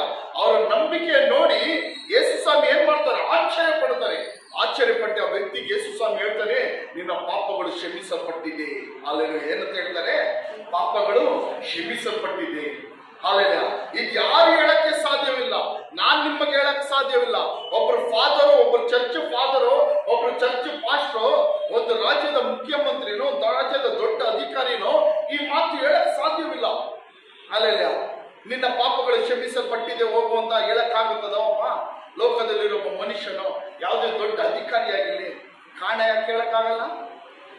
ನಾನ್ ನಿಮಗೆ ನಿಮ್ಮ ಪಾಪಗಳು ಕ್ಷಮಿಸಲ್ಪಟ್ಟಿದೆ ಹೋಗು ಅಂತ ಹೇಳಕ್ ಏನಕ್ಕಾಗಲ್ಲ? ಅಲ್ಲ, ಮನುಷ್ಯನೇನು ಕೇಳಲ್ಲ, ಅವನೇ ಪಾಪಿ. ಅವನೇ ಪಾಪಿ, ಅವನು ಬೇರೆಯವರ ಪಾಪ ಕ್ಷಮಿಸಕ್ಕಾಗುತ್ತದ? ಅಲ್ಲೆಲ್ಲ ಯೇಸು ಸ್ವಾಮಿ ಮಾತ್ರ ಪರಿಶುದ್ಧನು, ಆತನಲ್ಲಿ ಯಾವುದೇ ಪಾಪ ಇಲ್ಲದ ಪರಿಶುದ್ಧವಂತನು. ಅಲ್ಲೆಲ್ಲ ಯಾವುದೇ ಪಾಪ ಇಲ್ಲದಂತ ಪರಿಶುದ್ಧನು. ಪಿಲಾತನ ಬಳಿಯಲ್ಲಿ ಯೇಸು ಸ್ವಾಮಿಯನ್ನು ಕರ್ಕೊಂಡು ಹೋಗುವಾಗ ಇವನ ಮೇಲೆ ಏನಾದ್ರೂ ತಪ್ಪು ಹೊರಿಸಬೇಕು, ಇವನನ್ನು ಮರಣ ಶಿಲ್ಬೆಗೆ ಹಾಕಬೇಕು, ಅದಕ್ಕೋಸ್ಕರ ಏನಾದ್ರೂ ತಪ್ಪು ಹೊರಿಸಬೇಕು ಅಂತ ಪಿಲಾತನ ಹತ್ರ ಯೇಸು ಸ್ವಾಮಿಯನ್ನು ಕರ್ಕೊಂಡು ಹೋಗುವಾಗ ಪಿಲಾತನು, ಮಹಾಯಾಜಕರು ಅಲ್ಲಿ ಈ ರೀತಿ ಅನೇಕ ಯೇಸು ಸ್ವಾಮಿ ಪರೀಕ್ಷೆ ಮಾಡ್ತಾರೆ. ಏನಾದ್ರೂ ಒಂದು ತಪ್ಪು ಸಿಗುತ್ತದ ಯೇಸು ಸ್ವಾಮಿ ಹತ್ರ? ಆ ತಪ್ಪು ಹಿಡ್ಕೊಂಡು ಇವ್ರನ್ನ ಏನ್ ಮಾಡೋದು, ಯೇಸು ಸ್ವಾಮಿನ ಶಿಲ್ಬೆಗೆ ಹಾಕ್ಬಿಡಲ್ಲ ಅಂತ. ಆದ್ರೆ ಪಿಲಾತನ ಕೊನೆಗೆ ಹೇಳ್ತಾನೆ, ಇವನಲ್ಲಿ ನಾನು ಯಾವುದೇ ತಪ್ಪು ಕಾಣಲಿಲ್ಲ, ಪಾಪ ಕಾಣಲಿಲ್ಲ. ಅದಕ್ಕೆ ಯೇಸು ಸ್ವಾಮಿ ನೋಡ್ರಿ, ಆ ವ್ಯಕ್ತಿಗೆ, ಆ ಪಾರ್ಶ್ವವಾಯು ರೋಗಿಗೆ ಏನಂತ ಹೇಳ್ತಾನೆ, ಹೋಗು, ನಿನ್ನ ಪಾಪಗಳು ಕ್ಷಮಿಸಲ್ಪಟ್ಟಿದೆ. ಅಲ್ಲಿಲ್ಲ, ನಿನ್ನ ಪಾಪಗಳೇನಿದೆ ಕ್ಷಮಿಸಲ್ಪಟ್ಟಿದೆ. ಅದನ್ನು ಹೇಳಿದ ತಕ್ಷಣ ಅಲ್ಲಿ ಪರಿಸರರು, ಯಾಜಕರು ಅನೇಕರಿದ್ರು, ಶಾಸ್ತ್ರಿಗಳು, ಆ ಕಾಲದ ಮಹಾಯಾಜಕರು, ಆ ಕಾಲದ ದೊಡ್ಡ ದೊಡ್ಡ ಪಂಡಿತರು, ಆ ಕಾಲದಲ್ಲಿ ನಾನೇ ನೀತಿವಂತನು ಅಂತ ಹೇಳ್ಕೊಂಡು ತಿರ್ಗಾಡೋರು ಅನೇಕರ ಜಾಗದಲ್ಲಿದ್ರು. ಅವ್ರಿಗೆಲ್ಲ ಕೋಪ ಬಂದ್ಬಿಡ್ತು. ಏನಕ್ಕೆ ಕೋಪ ಬಂದ್ಬಿಡ್ತು? ಏನಂತ, ಅಲ್ಲಿ ಪಾಪಗಳನ್ನು ಕ್ಷಮಿಸುವುದಕ್ಕೆ ದೇವರಿಗೆ ಮಾತ್ರ ತಾನೇ ಸಾಧ್ಯ. ಇವನು ಯಾರು ಪಾಪಗಳನ್ನು ಪಾಪಗಳು ಕ್ಷಮಿಸಲ್ಪಟ್ಟಿದೆ ಎಂಬುದಾಗಿ ಹೇಳೋಕೆ ಇವನು ಯಾರು ಎಂಬುದಾಗಿ ಅವರೆಲ್ಲ ಏನ್ ಮಾಡಿದ್ರು, ಕೋಪ ಪಟ್ರು. ಅವಾಗ ಯೇಸು ಸ್ವಾಮಿ ಹೇಳ್ತಾನೆ, ಮನುಷ್ಯ ಕುಮಾರನಿಗೇನು ಪಾಪಗಳನ್ನು ಕ್ಷಮಿಸೋಕೆ ಭೂಲೋಕದಲ್ಲಿ ಅಧಿಕಾರ ಉಂಟು. ಅಲ್ಲೆಲೆಯ ಪಾಪಗಳನ್ನು ಕ್ಷಮಿಸೋದಕ್ಕೆ ಯಾರಿಗೆ ಅಧಿಕಾರ ಇದೆ ಲೋಕದಲ್ಲಿ? ಅಲ್ಲೆಲೆಯ ಪಾಪಗಳನ್ನು ಕ್ಷಮಿಸೋದಕ್ಕೆ ಜೋರಾಗಿ ಹೇಳ್ರಿ, ಯೇಸುವಿಗೆ ಮಾತ್ರ. ಜೋರಾಗಿ ಹೇಳ್ರಿ, ಯೇಸುವಿಗೆ ಮಾತ್ರ. ಅಲ್ಲೆಲೂಯ. ನಮ್ಮ ಪಾಪಗಳು ಕ್ಷಮಿಸಲ್ಪಡ್ಬೇಕಂದ್ರೆ ಯಾರಿಗೆ ಅಧಿಕಾರ ಇದೆ? ಅಲ್ಲೆಲ್ಲ ಯೇಸು ಸ್ವಾಮಿಗೆ ಮಾತ್ರ ಇರುವುದು ಅಧಿಕಾರ. ಅಲ್ಲೆಲ್ಲ ಈ ರೀತಿ ಆ ಪಾರ್ಶ್ವವಾಯು ರೋಗಿಗೆ ನಿನ್ನ ಪಾಪಗಳು ಕ್ಷಮಿಸಲ್ಪಟ್ಟಿದೆ ಅಂತ ಹೇಳಿದ ತಕ್ಷಣ ಅಲ್ಲೆಲ್ಲ ಅವನು ಹಾಸಿಗೆಯನ್ನು ಎತ್ತುಕೊಂಡು ಹೋದ. ಏನೋ ಅವನು ಹಾಸಿಗೆಯನ್ನು ಎತ್ತುಕೊಂಡು ಹೋದ. ಅವನಿಗೋಸ್ಕರ ಪ್ರೇಯರ್ ಮಾಡ್ಲಿಲ್ಲ, ಅವನ ಬಿಡುಗಡೆಗೋಸ್ಕರ ಯೇಸು ಸ್ವಾಮಿ ಏನ್ ಮಾಡ್ಲಿಲ್ಲ, ಪ್ರಾರ್ಥನೆ ಮಾಡ್ಲಿಲ್ಲ. ಅವನು ಏನು ಕೈ ಇಟ್ಟು ಅವನಿಗೋಸ್ಕರ ಏನೇ ಮಾಡಿಲ್ಲ, ಯೇಸು ಸ್ವಾಮಿ ಪ್ರಾರ್ಥನೆ ಮಾಡಿಲ್ಲ. ಇದ್ರಿಂದ ನಾವ್ ಏನ್ ತಿಳ್ಕೊಬೇಕು ಅಂದ್ರೆ, ಕೆಲ ಕಾಯಿಲೆಗಳು, ಕೆಲ ರೋಗಗಳು ಏನಕ್ಕೆ ಬರುತ್ತದೆ? ಪಾಪದ ನಿಮಿತ್ತವಾಗಿ. ಏನೋ ಯೇಸು ಸ್ವಾಮಿ ಕಂಡುಹಿಡಿದ್ರು, ಮನುಷ್ಯರು ಕಂಡುಹಿಡಿಯಕ್ಕಾಗಲ್ಲ. ಯೇಸು ಸ್ವಾಮಿ ಕಂಡುಹಿಡಿದ್ರೇನು, ಈ ವ್ಯಕ್ತಿಗೆ ಬಂದಂತ ಕಾಯಿಲೆ, ಈ ವ್ಯಕ್ತಿಗೆ ಬಂದಂತ ರೋಗ, ಅಲ್ಲಿಲ್ಲ ಇವನಿಗೆ ಬಂದಂತ ಪಾರ್ಶ್ವವಾಯು ರೋಗ ಯಾವುದೋ ಕಾಯಿಲೆ ಅಲ್ಲ ಇದು. ಇವನು ಮಾಡಿದ ಪಾಪದ ನಿಮಿತ್ತವಾಗಿ ಏನಾಯ್ತು ಇವನಿಗೆ ಗೊತ್ತು. ಅಲೆಯ ಎಂಬುದಾಗಿ ಯೇಸು ಸ್ವಾಮಿ ಏನ್ ಮಾಡಿದ್ರು, ಅವನ ಪಾಪವನ್ನು ತಿಳಿದು ಅವನ ಪಾಪಗಳನ್ನ ಏನ್ ಮಾಡಿದ್ರು, ಕ್ಷಮಿಸಿದ ತಕ್ಷಣ ಅವನಿಗೆ ಏನಾಯ್ತು, ಬಿಡುಗಡೆ ಆಯ್ತು. Hallelujah, hallelujah, hallelujah. ಕ್ಷಮಿಸಿದ ತಕ್ಷಣ ಅವನಿಗೆ ಏನಾಯ್ತು, ಬಿಡುಗಡೆ ಆಯ್ತು. ಎದ್ದಿ ಬರುವಾಗ ಹಾಸಿಗೆಯಲ್ಲಿ ಬಂದ, ಹೋಗುವಾಗ ಏನ್ ಮಾಡ್ದವನ, ಎದ್ದಿ ನಡ್ಕೊಂಡು ಹೋದ. Hallelujah, hallelujah. ನೋಡ್ರಿ, ಪಾಪಗಳನ್ನು ಕ್ಷಮಿಸೋಕೆ ಯಾರಿಗೆ ಅಧಿಕಾರ ಇದೆ ಲೋಕದಲ್ಲಿ? ಲೋಕದಲ್ಲಾಗಲಿ ಪರಲೋಕದಲ್ಲಾಗಲಿ ಯೇಸು ಸ್ವಾಮಿಗೆ ಮಾತ್ರ ಏನು ಪಾಪಗಳನ್ನು ಕ್ಷಮಿಸುವುದಕ್ಕೆ ಅಧಿಕಾರವಿದೆ. ಯಾವತ್ತು ಪ್ರತಿ ಪಾಪ ತಾನೆ, ಅದೇನು ದೊಡ್ಡ ವಿಷಯನ? ಅಲ್ಲೆಲ್ಲ ಪಾಪ ನಮ್ಮನ್ನು ಏನ್ ಮಾಡುತ್ತದೆ, ನಮ್ಮ ಜೀವನ ನಾಶ ಮಾಡುತ್ತದೆ. ಅಲ್ಲೆಲ್ಲ ನಾವು ಪಾಪ ಮಾಡಿ ಹೊರಗೆ ನಾವು ಚೆನ್ನಾಗಿ ನಾವು ಜೀವಿಸ್ಬೋದು, ನೋಡುವ ಜನಗಳಿಗೆ ನಾವೇನ್ ಮಾಡ್ಬೋದು, ಕಣ್ಣು ಮುಂದೆ ನಾವು ಚೆನ್ನಾಗಿರ್ಬೋದು. ನಾವು ಅಂದ್ಕೊಂತೀವಿ, ಅಯ್ಯೋ ಒಬ್ಬೊಬ್ರು ಅಂದ್ಕೊಂತೀವಲ್ಲ ಊರುಗಳಲ್ಲಿ, ಇವನು ಎಷ್ಟು ಮೋಸ ಮಾಡ್ತಾನೆ, ಎಷ್ಟು ಪಾಪ ಮಾಡ್ತಾನೆ, ಎಷ್ಟು ಅನ್ಯಾಯ ಮಾಡ್ತಾನೆ, ಎಷ್ಟು ಜನಗಳಿಗೆ ಅಯ್ಯೋ ಅನಿಸ್ತಾನೆ, ಅವನು ಚೆನ್ನಾಗಿದ್ದಾನೆಲ್ಲ ಆ ತರ ಅನ್ಕೊಂತಿರ್ತಾನೆ. ಆ ರೀತಿ ಇರ್ತಾ ಇರ್ತಾನೆ ಎಲ್ಲ ಊರುಗಳಲ್ಲೂ. ಅಲ್ಲೆಲ್ಲ ಎಷ್ಟು ಅನ್ಯಾಯ ಮಾಡ್ತಾನೆ, ಎಷ್ಟು ದ್ರೋಹ ಮಾಡ್ತಾನೆ, ಎಷ್ಟು ವಂಚನೆ ಮಾಡ್ತಾನೆ, ಮೋಸ ಮಾಡ್ತಾನೆ, ಅನೇಕ ಮನೆಗಳನ್ನು ನಾಶ ಮಾಡಿದ್ದಾನೆ, ಆದ್ರೆ ಚೆನ್ನಾಗಿದ್ದಾನಲ್ಲ ಅಂತ. ಅಲ್ಲೆಲೂಯ. ಅವನು ಈ ಲೋಕದಲ್ಲಿರುವವರು ಮಾತ್ರ ಚೆನ್ನಾಗಿರ್ಬೋದು, ಆದ್ರೆ ಅವನ ಆತ್ಮ ಏನಾಗುತ್ತದೆ, ಸತ್ತೋಗ್ಬಿಟ್ಟಿರುತ್ತದೆ. ಅಲ್ಲೆಲೂಯ. ಅವನ ಆತ್ಮ ಏನಾಗಿರುತ್ತದೆ, ಆ ಪಾಪದ ದೆಸೆಯಿಂದ ಅವನ ಆತ್ಮ ಏನಾಗಿರುತ್ತದೆ, ಸತ್ತೋಗ್ಬಿಟ್ಟಿರುತ್ತದೆ. ಅವನು ಉಳಿದ ಜೀವನವನ್ನು, ಅವನ ಆಯುಸ್ಸು ಮುಗಿದ ಮೇಲೆ ಅವನು ಉಳಿದ ಜೀವನವನ್ನು ಎಲ್ಲಿ ಕಳಿಬೇಕು, ಅವನು ಉಳಿದ ದಿನಗಳನ್ನು ಎಲ್ಲಿ ಕಳಿಬೇಕು, ನರಕದಲ್ಲಿ ಕಳಿಬೇಕು. Hallelujah, hallelujah. ಪಾಪದೊಂದಿಗೆ ಯಾವುದೇ ಒಂದು ವ್ಯಕ್ತಿ ಏನ್ ಮಾಡಕ್ಕಾಗಲ್ಲ, ಪರಲೋಕ ರಾಜ್ಯಕ್ಕೆ ಸೇರಕ್ಕಾಗುವುದಿಲ್ಲ. ಅಲ್ಲೆಲೂಯ. ಪಾಪದೊಂದಿಗೆ ಯಾವುದೇ ವ್ಯಕ್ತಿ ಏನ್ ಮಾಡಕ್ಕಾಗಲ್ಲ, ಪರಲೋಕ ರಾಜ್ಯ ಸೇರೋಕ್ಕಾಗಲ್ಲ. ಈ ಪಾಪಗಳಿಂದ ನಮ್ಮನ್ನು ನಿಮ್ಮನ್ನು ಬಿಡಿಸೋಕ್ಕೋಸ್ಕರವೇ ಕರ್ತನಾದ ದೇವರು ಯೇಸು ಸ್ವಾಮಿಯನ್ನು ಈ ಲೋಕಕ್ಕೆ ಕಳಿಸಿದ್ದು. ಅಲ್ಲಲ್ಲಿ ಪಾಪದಿಂದ ನಮ್ಮನ್ನು ನಿಮ್ಮನ್ನು ಬಿಡಿಸುವುದಕ್ಕಾಗಿನೇ ನಾವು ಯೇಸುವನ್ನು ಏನಕ್ಕೆ ಹಿಂಬಾಲಿಸ್ತಾ ಇದ್ದೀವಿ, ಯೇಸುವನ್ನು ಏನಕ್ಕೆ ಆರಾಧಿಸ್ತಿದ್ದೀವಿ, ಅಲ್ಲೆಲ್ಲ ಸಭೆಗೆ ಏನಕ್ಕೆ ಬರ್ತಾ ಇದ್ದೀವಿ, ಅಲ್ಲೆಲ್ಲ ಯೇಸುವನ್ನು ಏನಕ್ಕೆ ಆರಾಧಿಸ್ತಿದ್ದೀವಿ, ನಮ್ಮ ಪಾಪಗಳಿಂದ ಕ್ಷಮೆಗಳು ಹೊಂದಿಕೊಳ್ಳುತ್ತಾಗಿ. ಅಲ್ಲೆಲೂಯ. ಯೇಸುವಿನ ಬಳಿಯಲ್ಲಿ ನಾವು ಬರುವುದು ಮುಖ್ಯ ಕಾರಣ ಏನು, ನಮ್ಮ ಪಾಪಗಳು ಕ್ಷಮಿಸಲ್ಪಡಬೇಕು. ಅಲ್ಲೆಲ್ಲ ನಾವು ನರಕದಿಂದ ತಪ್ಪಿಸಿಕೊಳ್ಳಬೇಕು, ಅಗ್ನಿ ನರಕದಿಂದ ನಾವೇನ್ ಮಾಡ್ಬೇಕು, ತಪ್ಪಿಸಿಕೊಳ್ಳಬೇಕು. ನೋಡಿರಿ, ರೋಮಾಪುರ ತೆಗಿರಿ, ಅಲ್ಲಿ ಅಪೊಸ್ತಲನಾದ ಪೌಲನು ಈ ವಾಕ್ಯವನ್ನು ಕೋಟ್ ಮಾಡಿಕೊಂಡು ಈ ರೀತಿಯಾಗಿ ಹೇಳ್ತಾರೆ. ನೋಡಿರಿ, ರೋಮಾಪುರದವರು 4ನೇ ಅಧಿಕಾರ, ಅಲ್ಲೆಲ್ಲ 4ನೇ ಅಧಿಕಾರ 7ನೇ ವಾಕ್ಯ, 7-8 ಅದೇ ವಾಕ್ಯ ಓದ್ರಿ. 4ನೇ ಅಧಿಕಾರ 7-8.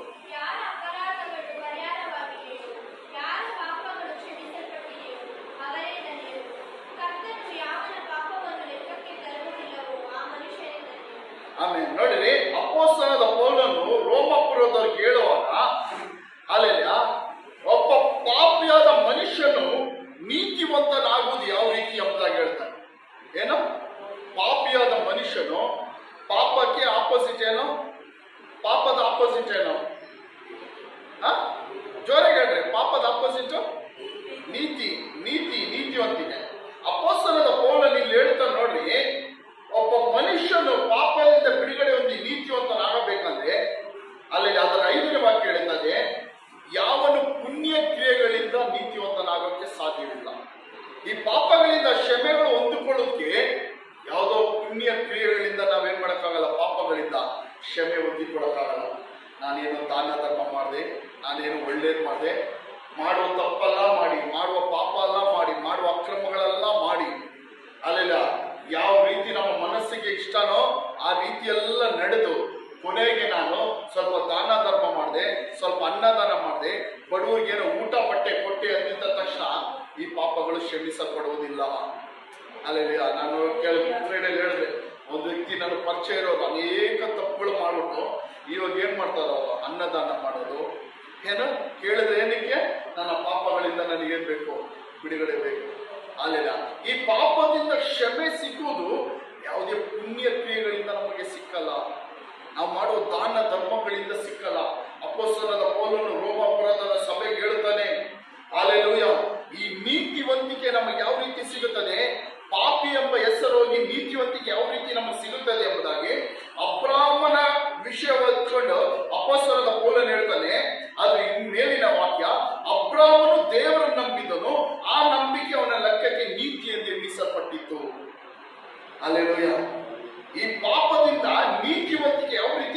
ಸಿಗ್ತದೆ? ದೇವರನ್ನು ನಂಬುವ ಮೂಲಕ. ಯಾವುದ್ರ ಮೂಲಕ? ದೇವರನ್ನು, ಕರ್ತನಾದ ಯೇಸು ಕ್ರಿಸ್ತನ ಮೇಲೆ ನಂಬಿಕೆ ಮಾಡುವ ಮೂಲಕ. ಅಬ್ರಾಹ್ಮನಿಗೆ ನೀತಿವಂತಿಕೆ ಯಾವ ರೀತಿ ಸಿಕ್ತು? ಅಬ್ರಾಹ್ಮನಿಗೆ ನೀತಿವಂತಿಕೆ ಯಾವ ರೀತಿ ಸಿಕ್ಕಿತು? ಆತನು ದೇವರನ್ನು ನಂಬಿದನು, ದೇವರ ವಾಕ್ಯವನ್ನು ನಂಬಿದನು, ತನ್ನನ್ನು ಕರೆದಾತ ದೇವರನ್ನು ಏನ್ ಮಾಡಿದನವನು? ನಂಬಿದನು. ಆತನ ಮೇಲೆ ಸಂಶಯ ಪಡೆದ ಆತನನ್ನು ನಂಬಿದನು. ತನ್ನ ಒಬ್ಬನೇ ಮಗನಾದ ಈಸಾಕನನ್ನು 100 ವರ್ಷ ಆದ ಮೇಲೆ ತನಗೆ ದೇವರು ಕೊಟ್ಟಂತ ಒಬ್ಬನೇ ಮಗನಾದ ಈಸಾಕನನ್ನು ತೆಗೆದುಕೊಂಡು ಹೋಗಿ ಮೋರಿಯಾ ಬೆಟ್ಟದಲ್ಲಿ ಬಲಿ ಅರ್ಪಿಸು ಅಂತ ಹೇಳಿದಾಗಲೂ ಅಬ್ರಾಹ್ಮನ ಏನ್ ಮಾಡಿರಲಿಲ್ಲ? ಅಲ್ಲೆಲೂಯ, ಹಿಂಜರಿಯಲಿಲ್ಲ. ದೇವರ ನಂಬಿದನು. ಏನಂತ ನಂಬಿದ ಗೊತ್ತಾ? ಸತ್ತವರನ್ನು ಆತನು ಬದುಕಿಸುವವನು, ಇಲ್ಲದನ್ನು ಇರುವುದಾಗಿ ಕರೆಯುವವನಾಗಿದ್ದಾನೆಂಬುದಾಗಿ ಅಬ್ರಾಹ್ಮ ನಂಬಿದನು. ನನ್ನ ಮಗ ಸತ್ತರು ದೇವರು ಏನ್ ಮಾಡ್ತಾರೆ? ಬದುಕಿಸುತ್ತಾನೆ. ಅಲ್ಲೆಲೂಯ. ಅಬ್ರಾಹ್ಮನ್ ಏನಂತ ನಂಬಿದ? ನನ್ನ ಮಗನನ್ನ ಸತ್ತರು ದೇವರು ಏನ್ ಮಾಡ್ತಾರೆ? ಆತನನ್ನು ಬದುಕಿಸುತ್ತಾನೆ ಎಂಬುದಾಗಿ ನಂಬುದು. ಈ ರೀತಿಯಾಗಿ ಅಬ್ರಾಹ್ಮನಿಗೆ ಏನು ಸಿಕ್ತು? ನೀತಿವಂತಿಕೆ ಸಿಕ್ತು. ಅವನು ಮಾಡಿದ ಪುಣ್ಯ ಕ್ರಿಯೆಗಳಿಂದ ನೀತಿವಂತಿಕೆ ಸಿಗಲಿಲ್ಲ. ದೇವರನ್ನು ನಂಬಿದ, ಅದರ ಮೂಲಕ ನೀತಿವಂತಿಕೆ ಸಿಕ್ಕಿತು. ಅದರ 5ನೇ ವಾಕ್ಯ ನೋಡ್ರಿ. ಯಾವನು ಪುಣ್ಯ ಕ್ರಿಯೆಗಳನ್ನು ಮಾಡಿದವನಾಗಿರದೆ, ಇಲ್ಲಿ ನೋಡ್ರಿ ವಾಕ್ಯ ಗಮನಿಸಿರಿ. ಯಾವನು ಪುಣ್ಯ ಕ್ರಿಯೆಗಳನ್ನು ಮಾಡಿದವನಾಗಿರದೆ ಪಾಪಾತ್ಮರನ್ನು ನೀತಿವಂತರನ್ನು ನಿರ್ಣಯಿಸುವಾತನಲ್ಲಿ ನಂಬಿಕೆ ಇಡುತ್ತಾನೋ ಅವನ ನಂಬಿಕೆ ನೀತಿ ಎಂದು ಎಣಿಸಲ್ಪಡುವುದು. ಹಲ್ಲೆಲೂಯ. ನಮಗೆ ಪಾಪದೆ ಎಂಬ ಹೆಸರು ಹೋಗಿ ನೀತಿವಂತಿಕೆ ಯಾವಾಗ ಸಿಗುತ್ತದೆ? ಪಾಪಿ ಎಂಬ ಹೆಸರು ಹೋಗಿ ನೀತಿವಂತಿಕೆ ಯಾವಾಗ ಸಿಗುತ್ತದೆ? ಹಲ್ಲೆಲೂಯ. ನಮ್ಮ ಪುಣ್ಯ ಕ್ರಿಯೆಗಳನ್ನು ಮಾಡಿದವನಾಗಿರದೆ, ಯಾವುದೇ ನಾವು ಪುಣ್ಯ ಕ್ರಿಯೆಗಳನ್ನು ಮಾಡುವ ಮೂಲಕವಾಗಿ ನಮ್ಮ ಪಾಪಗಳು ಕ್ಷಮಿಸಲ್ಪಟ್ಟು ನಾವು ದೇವರ ಮುಂದೆ ನೀತಿವಂತರಾಗಿ ಜೀವಿಸಲು ಸಾಧ್ಯವಿಲ್ಲ. ಹಲ್ಲೆಲೂಯ. ನಮ್ಮ ಪಾಪಗಳು ಕ್ಷಮಿಸಲ್ಪಟ್ಟು ನಾವು ನೀತಿವಂತರಾಗಿ ಜೀವಿಸಬೇಕು ಅಂದ್ರೆ ಹಲ್ಲೆಲೂಯ ನಾವೇನ್ ಮಾಡ್ಬೇಕು? ಪಾಪಿಗಳನ್ನು ನೀತಿವಂತರೆಂದು ನಿರ್ಣಯಿಸಲ್ಪಡುವ ಆತನಲ್ಲಿ ನಂಬಿಕೆ ಇಡಬೇಕು. ಪಾಪಿಗಳನ್ನು ನೀತಿವಂತರೆಂದು ನಿರ್ಣಯಿಸುವ ಆತನ ಯಾರು? ಅದು ಪಾಪಿಗಳನ್ನು ನೀತಿವಂತರಾಗಿ ಮಾಡುವವರು ಯಾರು? ಕರ್ತನಾದ ಯೇಸು ಕ್ರಿಸ್ತನು. ಆತನ ಮೇಲೆ ನಾವು ನಂಬಿಕೆ ಇಡಬೇಕು. ಹಲ್ಲೆಲೂಯ. ಬೇರೆ ಯಾವುದೇ ವ್ಯಕ್ತಿ, ಯಾವುದೇ ಶಕ್ತಿ ಮೇಲೆ ನೀವು ನಂಬಿಕೆ ಇಟ್ಟರೆ ಅಲ್ಲಲ್ಲಿ ನಿಮಗೆ ಪಾಪದಿಂದ ಬಿಡುಗಡೆ ಸಿಕ್ಕಲ್ಲ, ನೀತಿವಂತಿಕೆ ಸಿಕ್ಕಲ್ಲ, ಅಗ್ನಿ ನರಕದಿಂದ ಬಿಡುಗಡೆ ಸಿಕ್ಕಲ್ಲ, ಅಗ್ನಿ ಬೆಂಕಿಯಿಂದ ಬಿಡುಗಡೆ ಸಿಕ್ಕಲ್ಲ, ನಾಶದಿಂದ ಬಿಡುಗಡೆ ಸಿಕ್ಕಲ್ಲ. ಹಲ್ಲೆಲೂಯ. ಬಿಡುಗಡೆ ಬೇಕು, ರಕ್ಷಣೆ ಬೇಕು ಅಂದ್ರೆ ಅದು ಒಂದೇ ಒಂದು ಹೆಸರಿಂದ ಮಾತ್ರ ಸಿಗುತ್ತದೆ. ಅದು ಯಾವ ಹೆಸರು? ಪಾಪಿಗಳನ್ನು ನೀತಿವಂತರನ್ನಾಗಿ ಮಾಡುವಂತಹ ಆ ಯೇಸುವಿನ ಹೆಸರಿನ ಮೇಲೆ ಮಾತ್ರ. ಹಲ್ಲೆಲೂಯ. ಆತನನ್ನು ನಂಬುವ ಮೂಲಕವಾಗಿ ಮಾತ್ರ ನಮಗೆ ಏನ್ ಸಿಗುತ್ತದೆ? ನೀತಿವಂತಿಕೆ ಸಿಗುತ್ತದೆ. ಯಾರಿಗೆಲ್ಲ ನೀತಿವಂತರಾಗಿ ಜೀವಿಸಬೇಕಂತ ಆಸೆ, ಯಾರಿಗೆಲ್ಲ ಪಾಪಿಯಾಗಿ ಜೀವಿಸಬೇಕಂತ ಆಸೆ? ಹಲ್ಲೆಲೂಯ. ಏನೋ ಯಾರಿಗೆಲ್ಲ ಪಾಪಿಯಾಗಿ ಜೀವಿಸಬೇಕಂತ ಯಾರಿಗೂ ಆಸೆ ಇಲ್ವಾ? ಹಲ್ಲೆಲೂಯ. ಹಲ್ಲೆಲೂಯ. ಹಂಗಾದ್ರೆ ನಾವು ನೀತಿವಂತರಾಗಿ ಜೀವಿಸಬೇಕಂದ್ರೆ ನಾವು ಏನ್ ಮಾಡ್ಬೇಕು? ಆತನ ಹೆಸರಿನ ಮೇಲೆ ನಂಬಿಕೆ ಇಡಬೇಕು. ಯಾರ ಮೇಲೆ? ಯೇಸು ಸ್ವಾಮಿಯ ಮೇಲೆ ನಂಬಿಕೆ ಇಡಬೇಕು. ಆತ ನನ್ನ ಪಾಪಗಳಿಗಾಗಿ ರಕ್ತ ಸುರಿಸಿದನು, ನನ್ನ ಪಾಪಗಳಿಗಾಗಿ ಆತನು ಹೊಡೆಯಲ್ಪಟ್ಟನು, ಜಜ್ಜಲ್ಪಟ್ಟನು. ಆತನ ರಕ್ತದಿಂದ ನನ್ನನ್ನು ತೊಳೆದು ದೇವರು ನನ್ನನ್ನು ಏನ್ ಮಾಡಿದ್ದಾರೆ? ಶುದ್ಧೀಕರಿಸಿದ್ದಾರೆ, ಪರಿಶುದ್ಧಪಡಿಸಿದ್ದಾರೆ ಎಂಬುದಾಗಿ ಹೇಳಿ ಆ ಯೇಸು ಸ್ವಾಮಿಯ ಮೇಲೆ ನಂಬಿಕೆ ಇಡಬೇಕು. ಆವಾಗ ನಮಗೆ ಏನ್ ಸಿಗುತ್ತದೆ? ನೀತಿವಂತಿಕೆ ಸಿಗುತ್ತದೆ. ಹಲ್ಲೆಲೂಯ. ಏನ್ ಸಿಗುತ್ತದೆ? ನೀತಿವಂತಿಕೆ ಸಿಗುತ್ತದೆ. ಹಲ್ಲೆಲೂಯ. ಹಲ್ಲೆಲೂಯ. ಅದೇ ರೋಮಪುರದವರು, ಹಲ್ಲೆಲೂಯ, ರೋಮಪುರದವರು ಹಲ್ಲೆಲೂಯ ನೋಡ್ರಿ 5ನೇ ವಾಕ್ಯದಲ್ಲಿ 18ನೇ ವಾಕ್ಯದಲ್ಲಿ ಈ ರೀತಿ ಹೇಳುತ್ತದೆ. 17ನೇ ವಾಕ್ಯದಲ್ಲಿ ಒಬ್ಬನು ಮಾಡಿದ ಅಪರಾಧದಿಂದ ಮರಣ ಉಂಟಾಗಿ, ಹಲ್ಲೆಲೂಯ, ಯಾರ ಮೂಲಕವಾಗಿ ಮರಣ ಈ ಲೋಕದಲ್ಲಿ ಉಂಟಾಯಿತು?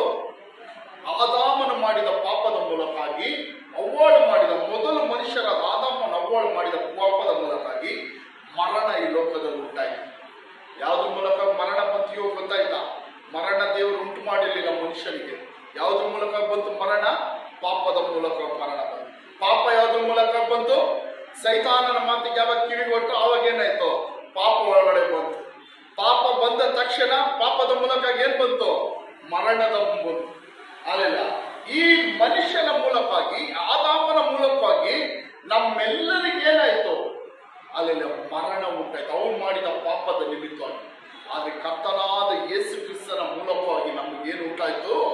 ನಿತ್ಯ ಜೀವ ಉಂಟಾಯ್ತು, ಜೀವ ಉಂಟಾಯ್ತು, ಮರಣದಿಂದ ಬಿಡುಗಡೆ ಉಂಟಾಯ್ತು, ಪಾಪದಿಂದ ಬಿಡುಗಡೆ ಉಂಟಾಯ್ತು.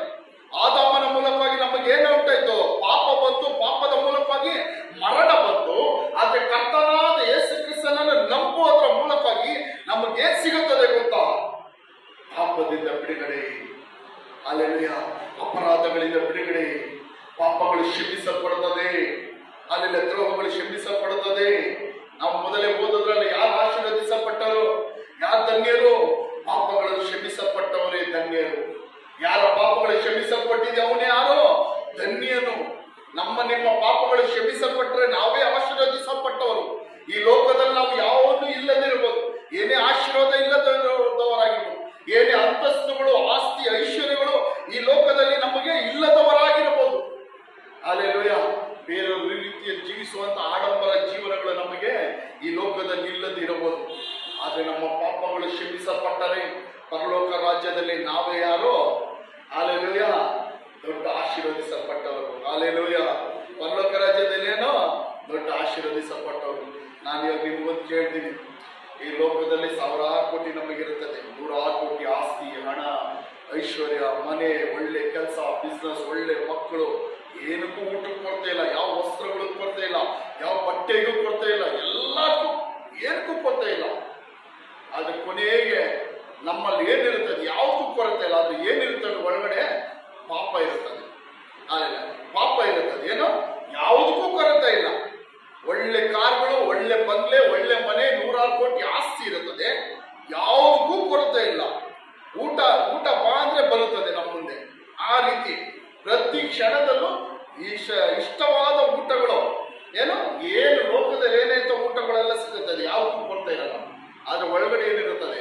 ಪಾಪ ಇರುತ್ತದೆ.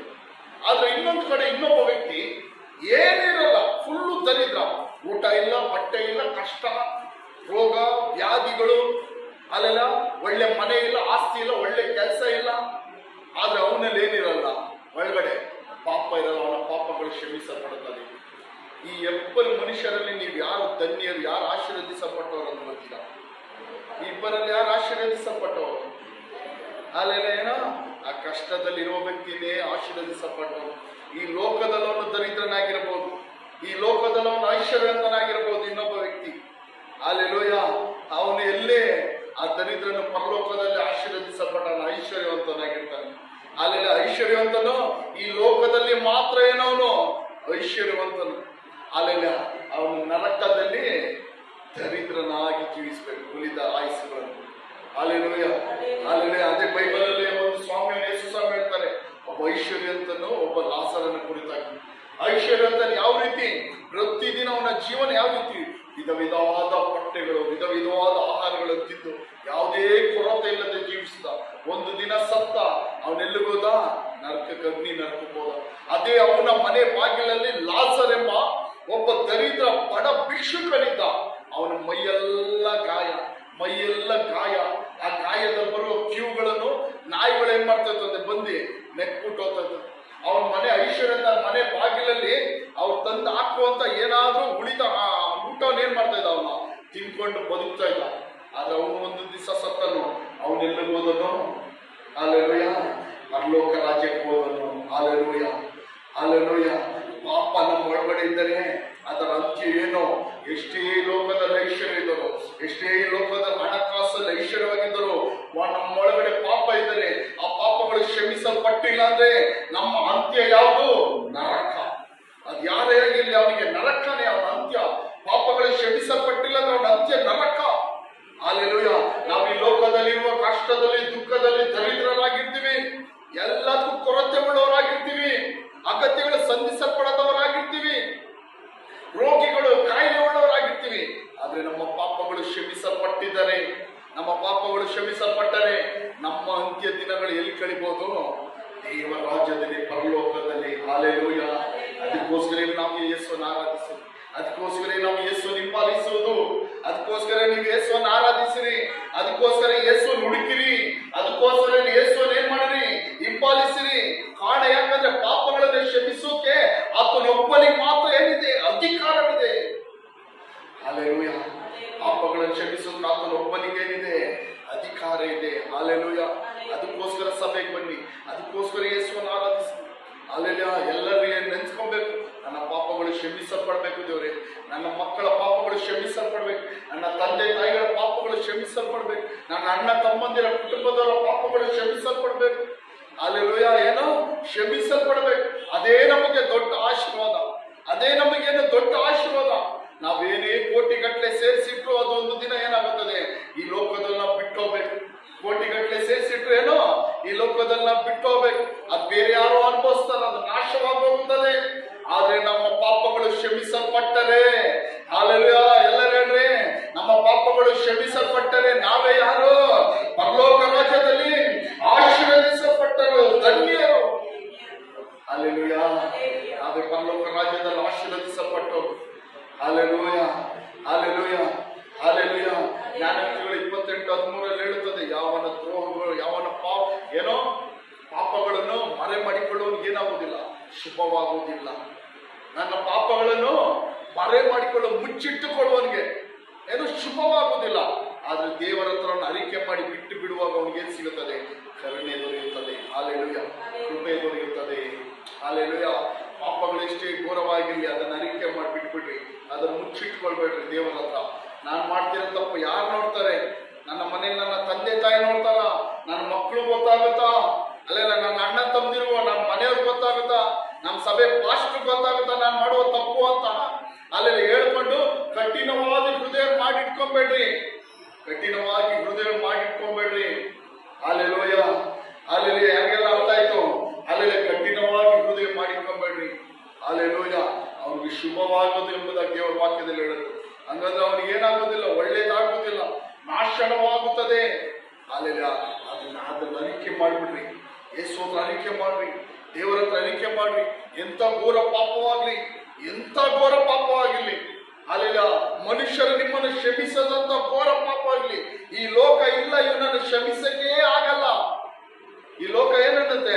ಇವನನ್ನು ಕ್ಷಮಿಸಕ್ಕಾಗಲ್ಲ, ಅಷ್ಟು ದೊಡ್ಡ ಪಾಪ ಮಾಡಿದ್ದಾನೆ, ಅಷ್ಟು ದೊಡ್ಡ ಪಾಪ ಇವಳು ಮಾಡಿದ್ದಾಳೆ ಅಂತ ಪಾಪಗಳೇ ಆಗಲಿ. ಅಲ್ಲೆಲ್ಲ ನೀವು ದೇವರ ಹತ್ರ ಹೇಳಿರಿ, ಯೇಸುವಿನ ಹತ್ರ ಹೇಳಿರಿ, ಅಲ್ಲೆಲ್ಲ ಆತನ ಏನ್ ಮಾಡ್ತಾನೆ? ಕ್ಷಮಿಸುತ್ತಾನೆ. ಹಾಲೆಲೂಯ. ಯೇಸುವಿನ ಹತ್ರ ಹೇಳಿರಿ, ಆತ ನಮ್ಮನ್ನ ಏನ್ ಮಾಡ್ತಾನೆ? ಕ್ಷಮಿಸುತ್ತಾನೆ. 1 ಯೋಹಾನ ತೆಗಿರಿ, 1 ಯೋಹಾನ. ಹಾಲೆಲೂಯ. 1 ಯೋಹಾನ ಪುಸ್ತಕ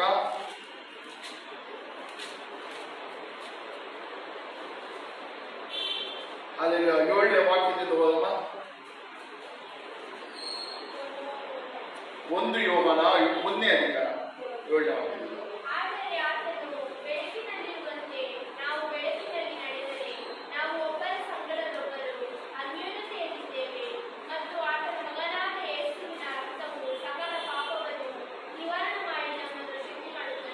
ಆಮೇಲೆ ಏನಂತೆ? ಯಾರ ರಕ್ತ ನಮ್ಮ ಪಾಪಗಳನ್ನು ಬಿಡುಗಡೆ ಮಾಡುತ್ತದೆ, ಶುದ್ಧಿ ಮಾಡುತ್ತದೆ. ಹಾಲೆಲೂಯ. ಏನು? ಹಾಲೆಲೂಯ. ಯಾವ ರಕ್ತ? ಯೇಸುವಿನ ರಕ್ತ. ಹಾಲೆಲೂಯ. ಹಾಲೆಲೂಯ. ಎಲ್ಲರೂ ಹೇಳಿರಿ, ಯೇಸುವಿನ ರಕ್ತ ನನ್ನ ಪಾಪಗಳಿಂದ ನನ್ನನ್ನು ಶುದ್ಧಿ ಮಾಡುತ್ತದೆ. ಎಲ್ಲರೂ ಹೇಳಿರಿ, ಯೇಸುವಿನ ರಕ್ತ ನನ್ನ ಪಾಪಗಳಿಂದ ನನ್ನನ್ನು ಶುದ್ಧಿ ಮಾಡುತ್ತದೆ. ಹಾಲೆಲೂಯ. ಮಗನಾದ ಯೇಸುವಿನ ರಕ್ತವು ಸಕಲ ಪಾಪವನ್ನು ನಿವಾರಣೆ ಮಾಡಿ ನಮ್ಮನ್ನು ಶುದ್ಧಿ ಮಾಡುತ್ತದೆ. ಆತನ ರಕ್ತದಲ್ಲಿ ಮಾತ್ರ ಪಾಪಗಳನ್ನು ಶುದ್ಧೀಕರಿಸುವಂತ ಅಧಿಕಾರವಿದೆ. ಪಾಪಗಳನ್ನು ತೊಳೆಯುವಂತ ಅಧಿಕಾರ ಯಾರಿಗಿದೆ? ಯೇಸು ಸ್ವಾಮಿಯ ರಕ್ತದಲ್ಲಿ ಮಾತ್ರವಿದೆ. ಹಾಲೆಲೂಯ. ಹಳೆ ಒಡಂಬಡಿಕೆ ದಿನಗಳನ್ನ ನಾನು ನಿಮ್ಗೆ ಹೇಳಿದ್ದೀನಿ. ಹಳೆ ಒಡಂಬಡಿಕೆ ದಿನಗಳಲ್ಲಿ ಪಾಪಗಳನ್ನು ಮಾಡಿದ್ರೆ ಏನ್ ಮಾಡ್ತಾ ಇದ್ರು? ಅವರು ಪ್ರಾಣಿಗಳನ್ನು ಪಕ್ಷಿಗಳನ್ನು ಮಾಡಿ ಬಲಿ ಕೊಟ್ಟು ಆ ರಕ್ತದಿಂದ ಏನ್ ಮಾಡ್ತಾ ಇದ್ರು? ದೇವರ ಸಮ್ಮುಖದ ಚೆಲ್ಲಿ ಆ ರಕ್ತವನ್ನು ದೇವರ ಸನ್ನಿಧಿಯಲ್ಲಿ ಬರುವಾಗ ದೇವರು ಏನ್ ಮಾಡ್ತಾ ಇದ್ರು? ಅವರ ಪಾಪಗಳನ್ನು ಕ್ಷಮಿಸ್ತಾ ಇದ್ರು. ಆ ಜನಗಳ ತಪ್ಪುಗಳ ಪಾಪಗಳನ್ನು ಕ್ಷಮಿಸ್ತಾ ಇದ್ರು. ಹಾಲೆಲೂಯ. ಆದ್ರೆ ಇಬ್ರಿಯ ಪುಸ್ತಕದಲ್ಲಿ ಈ ರೀತಿಯಾಗಿ ಬರೆಯಲ್ಪಟ್ಟಿದೆ. ಹಾಲೆಲೂಯ. ಈ ರೀತಿ ಕುರಿ, ಕೋಳಿ, ಪ್ರಾಣಿಗಳ ರಕ್ತದಿಂದ, ಕುರಿ, ಮೇಕೆ, ಕೋಣಗಳು, ಓತಗಳ ರಕ್ತದಿಂದ ತೊಳೆಯಲ್ಪಟ್ಟವರೇ ಹಾಲೆಲೂಯ ಪರಿಶುದ್ಧರಾಗಿರಬೇಕಾದ್ರೆ ಏನೋ ಈ ರೀತಿ ಓತ ಕುರಿಗಳ ರಕ್ತದಿಂದ ತೊಳೆಯಲ್ಪಟ್ಟವರೇ ಪರಿಶುದ್ಧರಾಗಿರ್ಬೇಕಾದ್ರೆ ಹಾಲೆಲೂಯ ಯಾವುದೇ ದೋಷವಿಲ್ಲದಂತ ಯೇಸುವಿನ ರಕ್ತದಿಂದ ತೊಳೆಯಲ್ಪಟ್ಟವರು ಇನ್ನು ಎಷ್ಟು ಹೆಚ್ಚಾಗಿ ಪರಿಶುದ್ಧರಾಗಿರ್ಬೇಕು. ನಾವೆಲ್ಲ ಯಾವ ರಕ್ತದಿಂದ ತೊಳೆಯಲ್ಪಟ್ಟವರು? ಓತದಿಂದಲೋ ಕುರಿಯ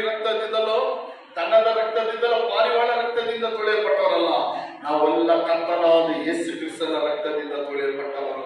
ಯಾರೆಲ್ಲ ಯೇಸು ಕ್ರಿಸ್ತನ ರಕ್ತದಿಂದ ತೊಳೆಯಲ್ಪಟ್ಟಿದ್ದೀರಾ? ಯಾರೆಲ್ಲ ಯೇಸು ಕ್ರಿಸ್ತನ ರಕ್ತದಿಂದ ತೊಳೆಯಲ್ಪಟ್ಟಿದ್ದೀರಾ?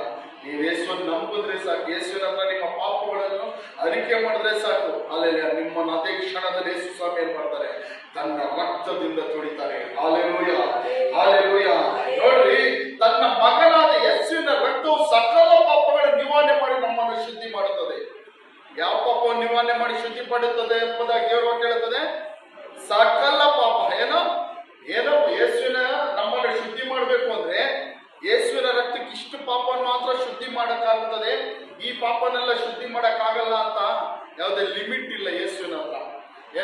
ಯೇಸು ಸ್ವಾಮಿಗೆ ಕಳ್ತನ ಮಾಡಿದ್ರೆ ಅದನ್ನ ಪಾಪ ಶುದ್ಧಿ ಮಾಡ್ಬೋದು, ಕೊಲೆ ಮಾಡಿದ್ರೆ ಪಾಪ ಶುದ್ಧಿ ಮಾಡಕ್ಕಾಗಲ್ಲ, ಹಂಗಿದ್ಯಾ ಯೇಸು ಸ್ವಾಮಿ ಹತ್ರ? ಯೇಸು ಸ್ವಾಮಿ ರಕ್ತದಲ್ಲಿ ಇಲ್ಲ. ಏನಾದ್ರೆ ಮೋಸ ಮಾಡಿದ್ರೆ ಶುದ್ಧಿ ಮಾಡುತ್ತದೆ, ಆದ್ರೆ ವ್ಯಭಚಾರ ಮಾಡಿದ್ರೆ ಏನ್ ಮಾಡಕ್ಕಾಗಲ್ಲ, ಪಾಪದಿಂದ ಶುದ್ಧಿ ಮಾಡಕ್ಕಾಗಲ್ಲ ಅಂತಿದ್ಯಾ? ಅಲ್ಲೆಲ್ಲ ಈ ಯೇಸು ಸ್ವಾಮಿ ರಕ್ತದಿಂದ ಎಷ್ಟೇ ಕಡುಗೆಂಪಾಗಿದ್ರು ಪಾಪಗಳನ್ನು ಶುದ್ಧಿ ಮಾಡುವಂತ ಅಧಿಕಾರವಿದೆ. ಹಾಲೆಲೂಯ. ಶುದ್ಧಿ ಮಾಡುವಂತ ಬಲವಿದೆ. ಹಾಲೆಲೂಯ. ಯೇಸು ಸ್ವಾಮಿ ರಕ್ತ ಏನ್ ಮಾಡುತ್ತದೆ? ಸಕಲ ಪಾಪಗಳನ್ನು ಶುದ್ಧಿ ಮಾಡುವಂತ ಶಕ್ತಿ, ಬಲವಿದೆ. ನಮ್ಮಲ್ಲಿ ಪಾಪವಿಲ್ಲವೆಂದು ನಾವು ಹೇಳಿದರೆ ನಮ್ಮನ್ನೇ ನಾವು ಮೋಸಗೊಳಿಸುತ್ತೇವೆ. ನೋಡ್ರಿ, ದೇವರ ವಾಕ್ಯ ಹೇಳುತ್ತದೆ, ನನ್ನಲ್ಲಿ ಪಾಪ ಇಲ್ಲ ಅಂತ ಹೇಳಿದ್ರೆ ನಮ್ಮನ್ನೇ ನಾವು ಏನ್ ಮಾಡ್ತೀವಿ ಅಂತೆ? ಮೋಸಗೊಳಿಸುತ್ತೇವೆ. ಹಾಲೆಲೂಯ. ಮತ್ತು ಸತ್ಯ ಎಂಬುದು ನಮ್ಮಲ್ಲಿಲ್ಲ. ಏನಿರಲ್ಲ? ಪಾಪ ನನ್ನಲ್ಲಿಲ್ಲ ಅಂತ ಹೇಳಿದ್ರೆ ನಾನು ಸುಳ್ಳು ಆಡ್ತಾ ಇದ್ದೀನಿ, ಸತ್ಯ ನನ್ನಲ್ಲಿಲ್ಲ ಅಂತ. ಏನಂತ? ನಾನು ಯಾವುದೇ ಪಾಪ ಇಲ್ಲ, ನನ್ನಲ್ಲಿ ಏನೇ ತಪ್ಪಿಲ್ಲ, ನಾನೇನಕ್ಕೆ ಯೇಸುವಿನ ರಕ್ತದಿಂದ ತೊಳೆಯಲ್ಪಡಬೇಕು, ನಾನೇನಕ್ಕೆ ಯೇಸು ಸ್ವಾಮಿ ನಂಬಬೇಕು, ಯೇಸು ಸ್ವಾಮಿನ ಏನಕ್ಕೆ ನಂಬಬೇಕು, ಯೇಸು ಸ್ವಾಮಿ ಹತ್ರ ನಾನೇನಕ್ಕೆ ಕ್ಷಮೆ ಕೇಳಬೇಕು ಅಂತ ಹೇಳಿದ್ರೆ ಆ ವ್ಯಕ್ತಿಯ ಕುರಿತಾಗಿ ದೇವರ ವಾಕ್ಯ ಏನ್ ಹೇಳ್ತದೆ? ಅವನು ಸುಳ್ಳಾಡುವವನು, ಅವನ ಹತ್ರ ಏನಿಲ್ಲ? ಸತ್ಯ ಇಲ್ಲ. ಹಾಲೆಲ್ಲ, ಅವನ ಹತ್ರ ಏನಿಲ್ಲ? ಸತ್ಯ ಇಲ್ಲ, ಸುಳ್ಳಾಡುವವನು. ನಾವು ಯಾರ ಹತ್ರ ಬೇಕಂದ್ರೆ ನಮ್ಮ ಪಾಪಗಳ ಮರೆ ಮಾಡ್ಬೋದು, ಆದ್ರೆ ಯಾರ ಹತ್ರ ಮರೆ ಮಾಡಕ್ಕಾಗಲ್ಲ? ದೇವರ ಹತ್ರ ಮರೆ ಮಾಡಕ್ಕಾಗಲ್ಲ. ಕಾರಣ ಯಾಕೆ? ಆತನೇ ನಮ್ಮನ್ನು ಉಂಟು ಮಾಡಿದವನು, ಪಾಪ ಇಲ್ಲದವನಾಗಿ ನಮ್ಮನ್ನು ಉಂಟು ಮಾಡಿದವನು. ಯಾವ ರೀತಿ ಉಂಟು ಮಾಡಿದ್ರೆ ನಮ್ಮನ್ನ?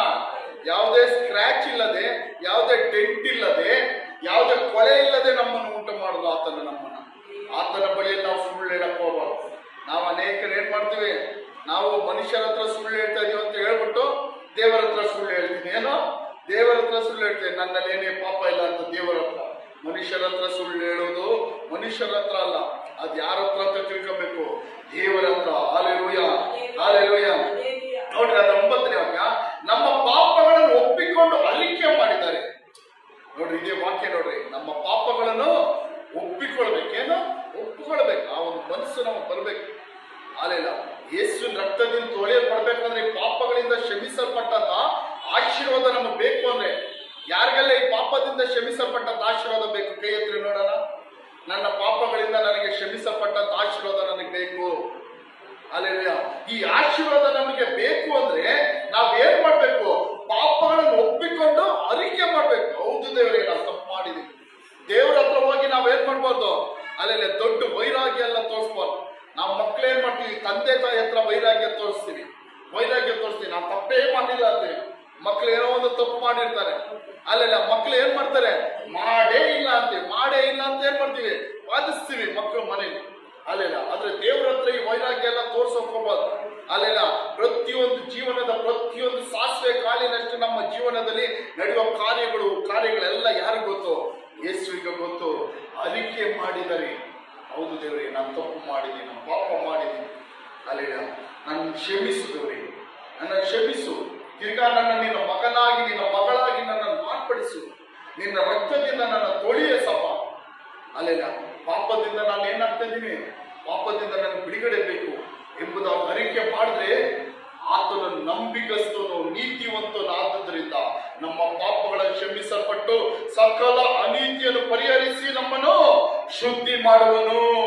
ಹಾಲೆಲೂಯಾ. ನಾವು ಈ ರೀತಿ ಪಾಪಗಳನ್ನು ಯೇಸು ಸ್ವಾಮಿ ಹತ್ರ ಅರಿಕೆ ಮಾಡಿದ್ರೆ, ಪಾಪಗಳನ್ನು ಒಪ್ಪಿಕೊಂಡು ಏನ್ ಮಾಡ್ಬೇಕು? ಒಪ್ಪಿಕೊಳ್ಬೇಕು, ಅರಿಕೆ ಮಾಡ್ಬೇಕು. ಏನ್ ಮಾಡ್ಬೇಕು? ಎಲ್ಲರೂ ಹೇಳ್ರಿ, ಒಪ್ಕೊಳ್ಬೇಕು. ಮೊದಲು ಬಂದು ನಿಮ್ ಪಾಪನೆಲ್ಲ ನಮ್ಮ ಹತ್ರ ಒಪ್ಕೊಳ್ಬೇಡ್ರಿ. ಏನೋ ನೀವೇನಾದ್ರೂ ತಪ್ಪು ಮಾಡಿದ್ರೆ ಯಾರ ಹತ್ರ ಒಪ್ಕೊಳ್ಬೇಡ್ರಿ? ನಮ್ಮ ಹತ್ರ ಒಪ್ಕೊಳ್ಬೇಡ್ರಿ. ಚರ್ಚ್ ಫಾದರ್ಗಳ ಹತ್ರ ಪಾಸ್ಟರ್ಗಳ ಹತ್ರ ಏನ್ ಮಾಡ್ಬೇಡ್ರಿ, ಒಪ್ಕೊಳ್ಬೇಡ್ರಿ. ಆಮೇಲೆ ನಿಮ್ ಬಗ್ಗೆ ಎಲ್ಲ ಹೇಳ್ಕೊಂಡು ತಿರ್ಗಾಡ್ಬಿಡ್ತಾರೆ. ಏನ್ ಮಾಡ್ತಾರೆ, ಹೇಳ್ಕೊಂಡು ತಿರ್ಗಾಡ್ಬಿಡ್ತಾರೆ. ಈ RC ಸಭೆಯಲ್ಲಿ ಒಂದಿನ ಪದ್ಧತಿ ಐತೆ, ಇವಾಗ ಐತೋ ಇಲ್ಲೋ ಗೊತ್ತಿಲ್ಲ.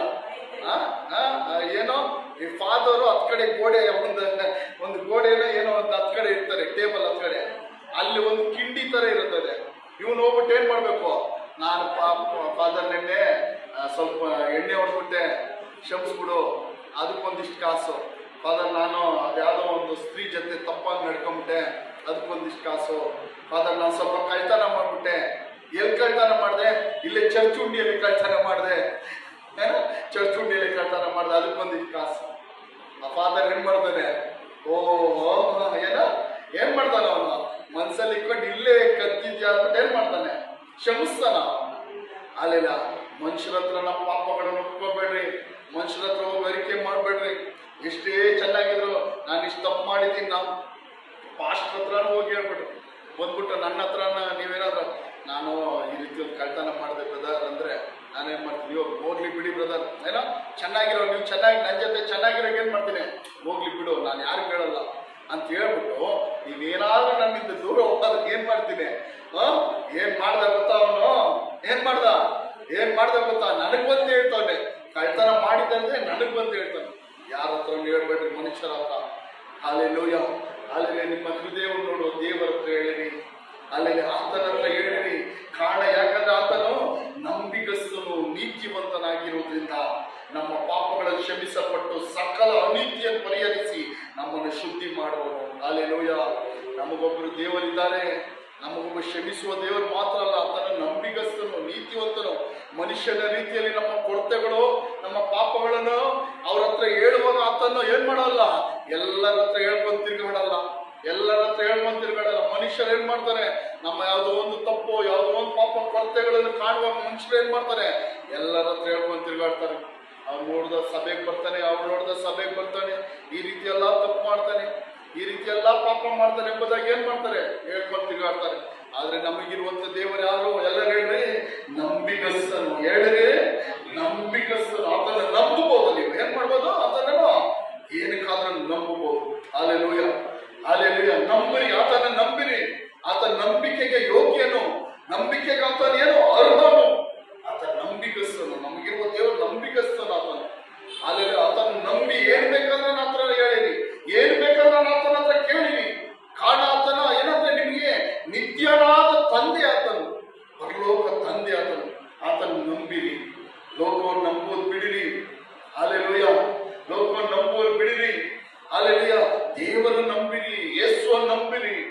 ಅಲ್ಲೆಲೂಯ್ಯ, ನಮ್ಮ ಕಾರ್ಯಗಳಿಗೆ ಯಾರನ್ನು ನಂಬಬೇಕು, ಯೇಸುವನ್ನು ನಂಬಿರಿ. ಲೋಕವನ್ನು ನಂಬುವುದು ಬಿಡಿರಿ, ಯೇಸುವನ್ನು ನಂಬಿರಿ, ದೇವರನ್ನು ನಂಬಿರಿ.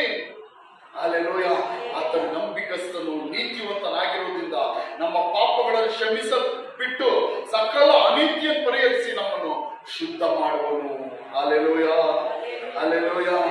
ಎಲ್ಲ ಅನೀತಿಗಳನ್ನು ತೆಗೆದಾಕಿ ನಮ್ಮನ್ನು ಏನ್ ಮಾಡ್ತಾನೆ, ದೇವರು ಶುದ್ಧ ಮಾಡ್ತಾನೆ. Alleluia, alleluia, alleluia, alleluia. ನಮಗೆ ಪರಿಶುದ್ಧರಾಗಬೇಕಾ ಬೇಡವಾ? ಅಲ್ಲೇ ನಿನ್ನ ಪಾಪದಲ್ಲಿ ಇರ್ಬೇಕಾ, ಪರಿಶುದ್ಧರಾಗಬೇಕಾ? ಅಲ್ಲೆಲೂಯ್ಯ. ಅದಕ್ಕೆ ನಾವೇನ್ ಮಾಡ್ಬೇಕು, ಯೇಸು ಸ್ವಾಮಿನ ನಾವೇನ್ ಮಾಡ್ಬೇಕು, ನಂಬಬೇಕು. ಪಾಪಗಳು ಕೊರತೆಗಳಿದ್ರೆ ಏನ್ ಮಾಡ್ಬೇಕು, ಅರಿಕೆ ಮಾಡಿ ಬಿಟ್ಟು ಬಿಡಬೇಕು. ಆದ್ರಿಂದ ನಮ್ಗೆ ಯಾವುದೇ ಉಪಯೋಗ ಇಲ್ಲ, ಯಾವುದೇ ಪ್ರಯೋಜನ ಇಲ್ಲ. ಪಾಪದಿಂದ ಯಾವುದೇ ಪ್ರಯೋಜನ ಇಲ್ಲ. ಅದನ್ನ ಮರೆ ಮಾಡಿ ಇಟ್ಟುಕೊಂಡ್ರು ಅದರಿಂದ ಯಾವುದೇ ಪ್ರಯೋಜನ ಇಲ್ಲ. ಪಾಪ ಎಂಬುದು ಒಂಥರ ಸ್ಲೋ ಪಾಯ್ಸನ್ ಇದ್ದಂಗೆ. ಏನೋ ಸ್ಲೋ ಪಾಯ್ಸನ್. ಅದೇನ್ ಮಾಡುತ್ತದೆ, ಸ್ಲೋ ಪಾಯ್ಸನ್ ಎಲ್ಲರಿಗೂ ಗೊತ್ತು. ಏನ್ ಮಾಡುತ್ತದೆ, ಒಂದೇ ದಿವಸ ಅದು ನಮ್ಮನ್ನ ಏನ್ ಮಾಡಲ್ಲ, ಕೊಲ್ಲಲ್ಲ. ಅದು ಆವಾಗ ಆವಾಗ ಸ್ವಲ್ಪ ಸ್ವಲ್ಪ ಒಂದೊಂದೇ ನಮ್ಮ ಆರ್ಗನ್ಸ್ಗಳು, ನಮ್ಮ ಪಾರ್ಟ್ಸ್ಗಳನ್ನು ಒಂದೊಂದಾಗಿ ನಾಶ ಮಾಡಿ ನಾಶ ಮಾಡಿ ನಾಶ ಮಾಡಿ ಲಾಸ್ಟ್ಗೆ ಏನ್ ಮಾಡುತ್ತದೆ, ಕೊಲ್ಲುತ್ತದೆ. ಕೆಲವರು ಮನೆಗಳಲ್ಲಿ ಗಂಡ ಹೆಂಡತಿ ಜಗಳಗಳಾಗುವಾಗ ಅನೇಕ ನ್ಯೂಸ್ಗಳು ನೋಡ್ತೀವಿ.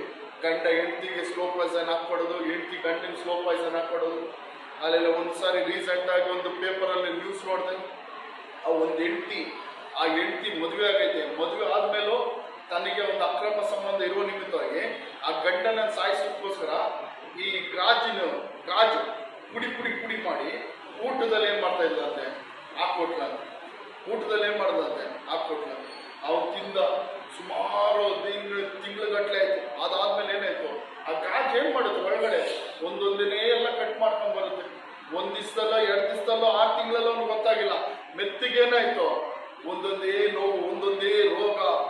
ಅಲ್ಲೆಲ್ಲ ಸ್ಟಾರ್ಟ್ ಆಯ್ತು. ಒಂದು ಸಾರಿ ತುಂಬಾ ನೋವು ಹಾಸ್ಪಿಟಲ್ ಹೋಗಿ ನೋಡಿದ್ರೆ ಒಳಗಡೆ ಇರೋ ಕರುಳು ಗಿರುಳು ಎಲ್ಲ ಏನಾಗೈತಂತೆ, ಕಟ್ಟಾಗೈತಂತೆ.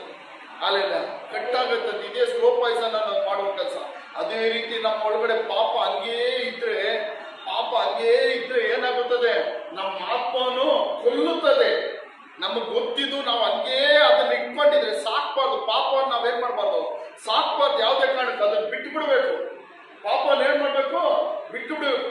ನಮ್ಮ ಹೊಟ್ಟೆ ಏನಂದ್ರೆ ಕೆಟ್ಟೋಗಿದ್ರೆ ಅಲ್ಲೆಲ್ಲ ಏನ್ ಮಾಡ್ಬೇಕು, ಆ ಕೆಟ್ಟೋಗಿದ್ರೆ ಒಂದೊಂದ್ಸಲಿ ಏನಾದ್ರೂ ತಗೊಂಡು ಏನ್ ಮಾಡ್ಬೇಕು, ತಿನ್ಬಿಟ್ಟು ವಾಮಿಟ್ ಮಾಡ್ಬಿಟ್ರೆ ಏನಾಗುತ್ತದೆ, ಎಲ್ಲ ಗಲೀಜೆಲ್ಲ ಹೋಗ್ಬಿಡುತ್ತದೆ. ಅದೇ ರೀತಿ ಪಾಪನ ಒಳಗಡೆ ಇಟ್ಕೊಂಬಾರ್ದು, ಅದನ್ನ ಬಿಟ್ಬಿಡ್ಬಾರ್ದು. ಒಳಗಡೆ ಇಟ್ಕೊಂಡು ಸಾಕಿದ್ರೆ ಅದನ್ನ ನಮ್ಮನ್ನ ಏನ್ ಮಾಡ್ತದೆ, ಒಂದೊಂದು ದಿವಸ ನಮ್ಮನ್ನ ಕೊಲ್ಲುತ್ತದೆ.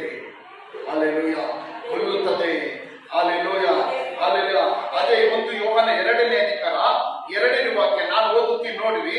1 ಯೋಹಾನ 2ನೇ ಅಧಿಕಾರದಲ್ಲಿ, ಯಾವನಾದರೂ ಪಾಪ ಮಾಡಿದರೆ ತಂದೆ ಬಳಿಯಲ್ಲಿ ನೀತಿವಂತನಾದ ಯೇಸು ಕ್ರಿಸ್ತನೆಂಬ ಸಹಾಯಕ ನಮಗಿದ್ದಾನೆ. ಯಾರ ಬಳಿಯಲ್ಲಿ ಒಬ್ಬ ಸಹಾಯಕ ನಮಗಿದ್ದಾನೆ? ತಂದೆ ಬಳಿಯಲ್ಲಿ ನೀತಿವಂತನಾದ ಸಹಾಯಕನು.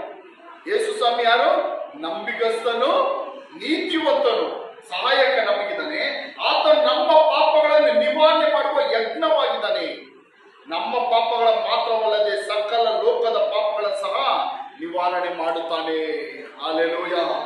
ಯೇಸು ಸ್ವಾಮಿ ನಮ್ಮ ಪಾಪಗಳನ್ನು ಮಾತ್ರವಲ್ಲ, ಆತನ ಹತ್ರ ಕ್ಷಮೆ ಕೇಳುವಂತ, ಆತನ ನಂಬುವ ಲೋಕದಲ್ಲಿರುವ ಎಲ್ಲರ ಪಾಪಗಳನ್ನು ಆತನು ಕ್ಷಮಿಸುತ್ತಾನೆ. ಯೇಸು ಸ್ವಾಮಿಗೆ ಯಾವುದೇ ಭೇದ ಭಾವ ಇಲ್ಲ. ಯೇಸು ಸ್ವಾಮಿಗೇನು ಇವನು ಕ್ರೈಸ್ತನು, ಇವನು ಕ್ರೈಸ್ತರಲ್ಲ ಎಂಬುದಾಗಿ ಯಾವುದೇ ಭೇದ ಭಾವ ಯೇಸು ಸ್ವಾಮಿಗೆ ಇಲ್ಲ. ಯೇಸು ಸ್ವಾಮಿ ಲೋಕಕ್ಕೆ ಬಂದಿದೆ ಬೇರೆ ಕ್ರೈಸ್ತರ ಪಾಪಗಳನ್ನು ಕ್ಷಮಿಸಿ ಅವರನ್ನು ಮರಣದಿಂದ ಬಿಡುಗಡೆ ಮಾಡೋದಕ್ಕೂ ಪರಲೋಕಕ್ಕೆ ಕರ್ಕೊಂಡು ಹೋಗೋದಕ್ಕಲ್ಲ. ಈ ಲೋಕದ ಮೇಲೆ ಎಷ್ಟೋ ಪ್ರೀತಿಯನ್ನಿಟ್ಟು ಲೋಕದಲ್ಲಿರುವ ಎಲ್ಲಾ ಜನಗಳನ್ನು, ನಮ್ಮನ್ನು, ನಿಮ್ಮನ್ನು, ಈ ಲೋಕದಲ್ಲಿ ಇನ್ನೂ ಅರಿಯದಿರುವ ಎಲ್ಲಾ ಜನಗಳ ಮೇಲೆ ಪ್ರೀತಿ ಇಟ್ಟು ಅವನ್ನೆಲ್ಲ ಬಿಡುಗಡೆ ಮಾಡೋದಕ್ಕಾಗಿ ಯೇಸು ಸ್ವಾಮಿ ಬಂದನು. Hallelujah, hallelujah, hallelujah. ಲೋಕದ ಪಾಪಗಳನ್ನು ನಿವಾರಣೆ ಮಾಡುವ ದೇವರು. ಹಲ್ಲೆಲೂಯ. ಯೇಸು ಸ್ವಾಮಿ ಯಾರು? ಲೋಕದ ಪಾಪಗಳನ್ನು ನಿವಾರಣೆ ಮಾಡುವ ದೇವರು. Hallelujah, hallelujah. ಯಾರಿಗೆಲ್ಲ ವಾಕ್ಯಗಳು ಅರ್ಥ ಆಯ್ತು? ಪಾಪಗಳಿಂದ ಕ್ಷಮಿಸಲ್ಪಟ್ಟವನು ಯಾರು? ಯಾರು ಹೇಳ್ರಿ ನೋಡೋಣ. ಪಾಪಗಳಿಂದ ಕ್ಷಮಿಸಲ್ಪಟ್ಟವನು ಯಾರು? ಜೋರಾಗಿ ಹೇಳ್ರಿ. ಇನ್ನೊಂದು ಮಾತಲ್ಲಿ ಆಶೀರ್ವದಿಸಲ್ಪಟ್ಟವನು. ಅಲ್ಲ, ಪಾಪಗಳು, ನಮ್ಮ ಪಾಪಗಳು ಕ್ಷಮಿಸಲ್ಪಟ್ಟಿದ್ರೇನೆ ನಾವೇನು ಆಶೀರ್ವದಿಸಲ್ಪಟ್ಟವರು. ಲೋಕದ ಆಶೀರ್ವಾದ ನೋಡ್ಕೊಂಡು ನಾನು ಆಶೀರ್ವಾದ ಆಗಿದ್ದೀನಿ ಅನ್ಕೊಂಬೇಡ್ರಿ. ಲೋಕದ ಆಶೀರ್ವಾದ ನೋಡ್ಕೊಂಡು ನಾನು ಆಶೀರ್ವಾದ ಆಗಿದ್ದೀನಿ, ನಾನು ಭಾಗ್ಯವಂತನು, ನಾನು ಧನ್ಯನ್ ಅನ್ಕೊಂಬೇಡ್ರಿ. ಅಲ್ಲ, ನಮ್ಮ ಪಾಪಗಳು ಕ್ಷಮಿಸಲ್ಪಟ್ಟಿದ್ದರೇನೆ ನಾವು ನಿಜವಾದ ಆಶೀರ್ವದಿಸಲ್ಪಟ್ಟವರು. ಯಾರಲ್ಲ ಹೌದು ಅಂತೀರಾ? ಹೌದು, ನನ್ನ ಪಾಪಗಳು ಕ್ಷಮಿಸಲ್ಪಟ್ಟರೆ ನಾನು ಆಶೀರ್ವದಿಸಲ್ಪಟ್ಟರು. Hallelujah, hallelujah. ಪಾಪಗಳು ಕ್ಷಮಿಸಲ್ಪಟ್ಟರು, ಆಶೀರ್ವದಿಸಲ್ಪಟ್ಟರು. ದ್ರೋಹಗಳು ಕ್ಷಮಿಸಲ್ಪಟ್ಟರು, ಆಶೀರ್ವದಿಸಲ್ಪಟ್ಟರು. ಅಪರಾಧಗಳು ಕ್ಷಮಿಸಲ್ಪಟ್ಟರು, ಆಶೀರ್ವದಿಸಲ್ಪಟ್ಟರು. ಹಲ್ಲೆಲೂಯ. ಈ ಪಾಪಗಳ ಕ್ಷಮೆಗಾಗಿ ನಾವೇನ್ ಮಾಡ್ಬೇಕಾಗಿಲ್ಲ, ಯಾವುದೇ ಸತ್ಕ್ರಿಯೆಗಳನ್ನು ಮಾಡಬೇಕಾಗಿಲ್ಲ. ಒಳ್ಳೆ ಕಾರ್ಯಗಳನ್ನು, ಧರ್ಮಗಳನ್ನು ಮಾಡಿ ನಾವೇನ್ ಮಾಡ್ಬೇಕಾಗಿಲ್ಲ, ಪಾಪಗಳ ಕ್ಷಮೆ ಹೊಂದ್ಕೊಳ್ಬೇಕಾಗಿಲ್ಲ. ಮಾಡಬೇಕಾಗಿರೋದೇನೋ ಯೇಸುವಿನ ಮೇಲೆ ನಂಬಿಕೆ ಇಡಬೇಕು. ಸಿಸ್ಟರ್, ಏನ್ ಮಾಡ್ಬೇಕು? ಪಾಪಗಳ ಕ್ಷಮೆ ನಮಗೆ ಬೇಕು ಅಂದ್ರೆ ಏನ್ ಮಾಡ್ಬೇಕು? ಯೇಸುವಿನ ಮೇಲೆ ನಂಬಿಕೆ ಇಡಬೇಕು. ಕಾರಣ ಯಾಕಂದ್ರೆ ಆತನಿಗೆ ಮಾತ್ರ ಏನಿದೆ, ಪಾಪಗಳನ್ನು ಕ್ಷಮಿಸುವಂತ ಅಧಿಕಾರವಿದೆ. ಹಲ್ಲೆಲೂಯ. ಯೇಸುವಿಗೆ ಮಾತ್ರ ಯಾಕೆ ಪಾಪಗಳನ್ನು ಕ್ಷಮಿಸುವ ಅಧಿಕಾರವಿದೆ? ಆತನೊಬ್ಬನೇ ದೇವರು, ಆತನಲ್ಲಿ ಯಾವುದೇ ಪಾಪ ಇಲ್ಲ. ಒಬ್ಬ ಪಾಪಿಗೆ ಕಳ್ಳನನ್ನು ಹಿಡ್ಕೊಡೋ ಅಧಿಕಾರ ಆಯ್ತಾ? ಕಳ್ಳನನ್ನು ಹಿಡ್ಕೊಡುವ ಅಧಿಕಾರ ಆಯ್ತಾ? ಅಲ್ಲಿ ಒಬ್ಬ ಕೊಲೆಗಾರನನ್ನು ಇನ್ನೊಬ್ಬ ಕೊಲೆಗಾರನ ಹಿಡ್ಕೊಟ್ಟು ಕೊಲೆಗಾರ ಅಂತ ಹೇಳೋ ಅಧಿಕಾರ ಆಯ್ತಾ? ಅದೇ ರೀತಿ ಅಲ್ಲೆಲ್ಲ ಈ ಲೋಕದಲ್ಲಿರುವ ಪ್ರತಿಯೊಬ್ಬರು ಪಾಪಿಗಳು. ಅಲ್ಲೆಲ್ಲ ಆದ್ರೆ ಯೇಸು ಕ್ರಿಸ್ತನೊಬ್ಬನೇ ನಂಬಿಗಸ್ತನು, ನೀತಿವಂತನು, ಪಾಪಗಳನ್ನು ಕ್ಷಮಿಸುವ ಅಧಿಕಾರ ಆತನೊಬ್ಬನಿದ್ದಿದೆ. ಅಲ್ಲೆಲ್ಲ ಇವತ್ತೆಲ್ಲ ಯಾರೆಲ್ಲ ಯೇಸು ಸ್ವಾಮಿಯ ಮೇಲೆ ನಂಬಿಕೆ ಇಟ್ಟಲೋ, ಯಾರೆಲ್ಲ ಪಾಪಗಳಿಂದ ಕ್ಷಮೆ ಹೊಂದಿಲೋ, ಎಲ್ಲರೂ ಒಂದು ನಿಮಿಷ ಎದ್ದು ನಿಂತ್ಕೊಡ್ರಿ. ಹಾಲೆಲ್ಲ ಎಲ್ಲರೂ ದೇವರ ಕರಗಳನ್ನು ನಿಮ್ಮನ್ನೇ ನೀವು ಒಪ್ಪಿಸಿಕೊಡ್ರಿ. ಹಾಲೆಲ್ಲ ಸ್ತೋತ್ರ ದೇವರೇ, ಹಾಲೆಲ್ಲ ನನ್ನ ಪಾಪಗಳು ಕ್ಷಮಿಸಪಡಲಿ ಅಂತ ಹೇಳ್ರಿ. ಎಲ್ಲ ನಿಮ್ಮ ಎದೆ ಮೇಲೆ ಕೈ ಇಟ್ಕೊಂಡು ಹಾಲೆಲ್ಲ ಹೇಳಿರಿ, ನನ್ನಲ್ಲೇನಾದ್ರೂ ಪಾಪಗಳು ಅಕ್ರಮಗಳಿದ್ರೆ ಕ್ಷಮಿಸುವುದವರೇ, ನನ್ನ ತಪ್ಪುಗಳನ್ನು ಕ್ಷಮಿಸುವುದವರೇ ಅಂತ ಹೇಳಿರಿ. ಹಾಲೆಲ್ಲ ನನ್ನ ಜೀವನದಲ್ಲಿ ಇದ್ದವರೆಗೂ ನಾನು ಗೊತ್ತಿಲ್ಲದೆ ಮಾಡಿದಂತ ಪ್ರತಿಯೊಂದು ಪಾಪಗಳನ್ನು ಕ್ಷಮಿಸಪ್ಪ. ಹಾಲೆಲ್ಲ ದೇವರೇ, ದೇವರ ಸನ್ನಿಧಿಯಲ್ಲಿ ಒಂದು 5 ನಿಮಿಷ ಸಮಯ ಕೊಡ್ತೀನಿ. ನಿಮ್ಮ ಪಾಪಗಳ ಮನಸಾರೆ ಅರಿಕೆ ಮಾಡಿರಿ. ಯಾವುದನ್ನು ಮುಚ್ಚಿಟ್ಟುಕೊಳ್ಳಬೇಡ್ರಿ, ಮರೆ ಮಾಡಿಟ್ಟುಕೊಳ್ಳಬೇಡ್ರಿ. ಅದರಿಂದ ನಿಮಗೆ ಶುಭವಾಗುವುದಿಲ್ಲ, ಅದರಿಂದ ನಿಮ್ಮ ಜೀವನದಲ್ಲಿ ಒಳ್ಳೆಯದಾಗುವುದಿಲ್ಲ. ಅಲ್ಲಿನ ಸ್ತೋತ್ರ. ಅದರಿಂದ ನಾಶನ ಉಂಟಾಗುತ್ತದೆ, ಅದರಿಂದ ಕೇಡುಗಳು ಉಂಟಾಗುತ್ತದೆ. ಅಲ್ಲಿನ ಸ್ತೋತ್ರ. ಎಲ್ಲರೂ 1 ನಿಮಿಷ ಕಣ್ಣುಗಳನ್ನು ಮುಚ್ಚಿ ದೇವರ ಸನ್ನಿಧಿಯಲ್ಲಿ ಅರಿಕೆ ಮಾಡ್ರಿ. ಏಸಪ್ಪ, ನನ್ನ ತಪ್ಪುಗಳನ್ನು ಕ್ಷಮಿಸಪ್ಪ.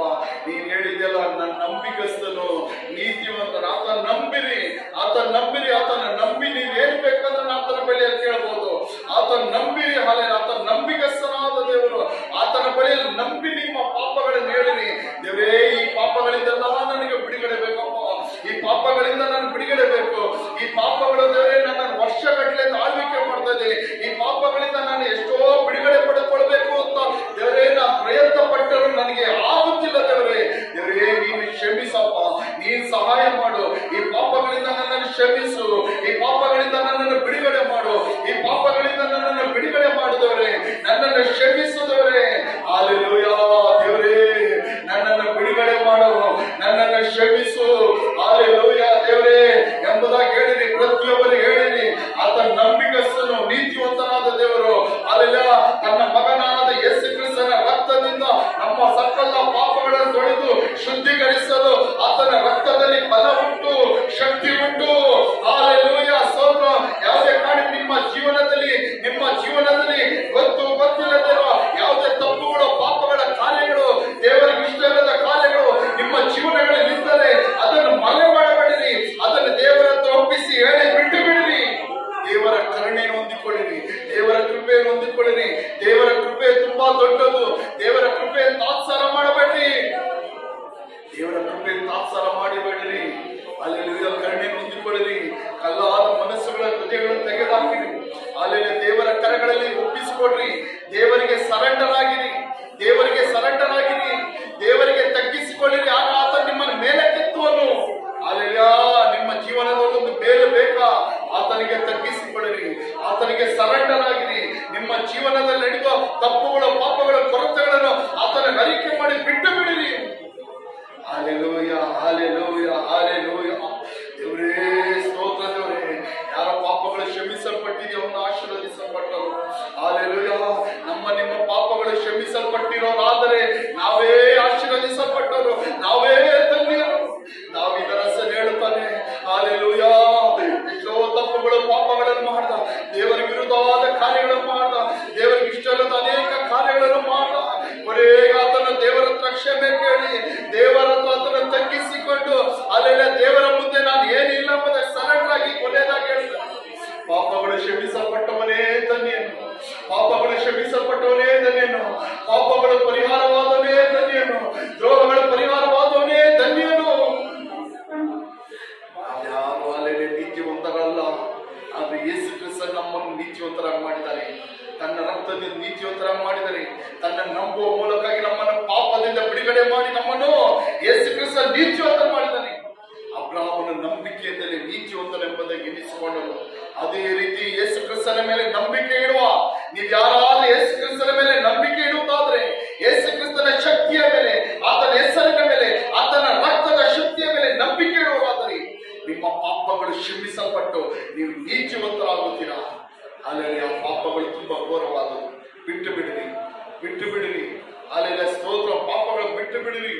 ಅಲ್ಲೆಲ್ಲ ಇಸ್ರೇಲ್ ಜನಗಳ ಪಾಪದ ನಿಮಿತ್ತ ಅನೇಕ ನಾಶವಾಗೋದ್ರು. ನಾವು ಬೈಬಲ್ ಅಲ್ಲಿ ಓದುತ್ತೀವಿ. ಸಂಸೋನನ್ನು ಪಾಪದ ಮೂಲಕವಾಗಿ, ಪಾಪ ಮಾಡಿದ ಮೂಲಕವಾಗಿ ಅವನ ಅಭಿಷೇಕವನ್ನು ಕಳೆದುಕೊಂಡ. ಅವನು ಕೊನೆಯದಾಗಿ ಹೀನಯವಾಗಿ ಸಾಯುವಂತ ಪರಿಸ್ಥಿತಿ ಬಂತು. ಅಲ್ಲೆಲ್ಲ ಆ ಬೈಬಲ್ ಅಲ್ಲಿ ನಮಗೆ ಇದೆಲ್ಲ ಉದಾಹರಣೆಗಳಿದೆ. ಅಲ್ಲೆಲ್ಲ ಯೂದಾಸನ ಯೇಸು ಸ್ವಾಮಿಯನ್ನು ತೋರಿಸಿಕೊಟ್ಟ ಪಾಪದ ನಿಮಿತ್ತವಾಗಿ ಅವನು ನಾಶವಾಗೋದ. ಪಾಪ ನಮ್ಮನ್ನು ಚಾಲಿಲ್ಲ, ನಮ್ಮನ್ನು ಏನ್ ಮಾಡುತ್ತದೆ? ಪಾಪ ನಮ್ಮನ್ನು ಹಿಂಬಾಲಿಸುತ್ತದೆ. ಪಾಪ ನಮ್ಮ ನಾಶನಕ್ಕೆ ತಳ್ಳುತ್ತದೆ. Hallelujah, hallelujah. ಪಾಪದ ಮರಣದಲ್ಲಿ ಇದ್ದ ಕಾರಣ ಮಾಡಿ ಪ್ರಾಣ ಕೊಟ್ಟು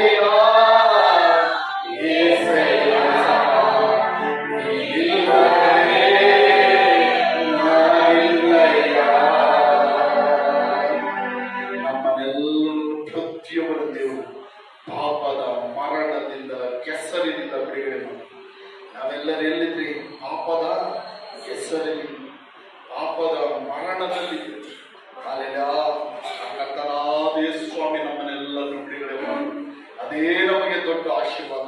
ಯಾರು ಹೇಳ್ತೀರಿ ಇದೇ ನನಗೆ ದೊಡ್ಡ ಆಶೀರ್ವಾದ? ಅಲ್ಲೆಲ್ಲ ನನ್ನ ಪಾಪಗಳಿಂದ ಯೇಸು ಸ್ವಾಮಿ ಬಿಡುಗಡೆ ಮಾಡಿದ್ರಲ್ಲ, ನನ್ನ ಅಪರಾಧಗಳನ್ನು ಯೇಸು ಸ್ವಾಮಿ ಕ್ಷಮಿಸಿದ್ರಲ್ಲ, ನನ್ನ ದ್ರೋಹಗಳಿಂದ ಯೇಸು ಸ್ವಾಮಿ ನನ್ನ ಬಿಡುಗಡೆ ಮಾಡಿದ್ರಲ್ಲ, ಇದೇ ನನಗೆ ದೊಡ್ಡ ಆಶೀರ್ವಾದ.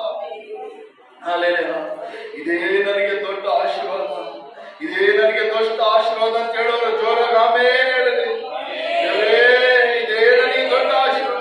ನನ್ನ ಪಾಪಗಳು ಕ್ಷಮಿಸಲ್ಪಟ್ಟು ನನ್ನನ್ನು ನೀತಿವಂತನಾಗಿ ಮಾಡಿದ್ದಲ್ಲ, ಇದೇ ನನಗೆ ದೇವರು ಕೊಟ್ಟಿರೋದು ದೊಡ್ಡ ಆಶೀರ್ವಾದ. ಈ ಲೋಕದ ದೇವರನ್ನು ಕೊಟ್ಟಂತ ದೊಡ್ಡ ಆಶೀರ್ವಾದ.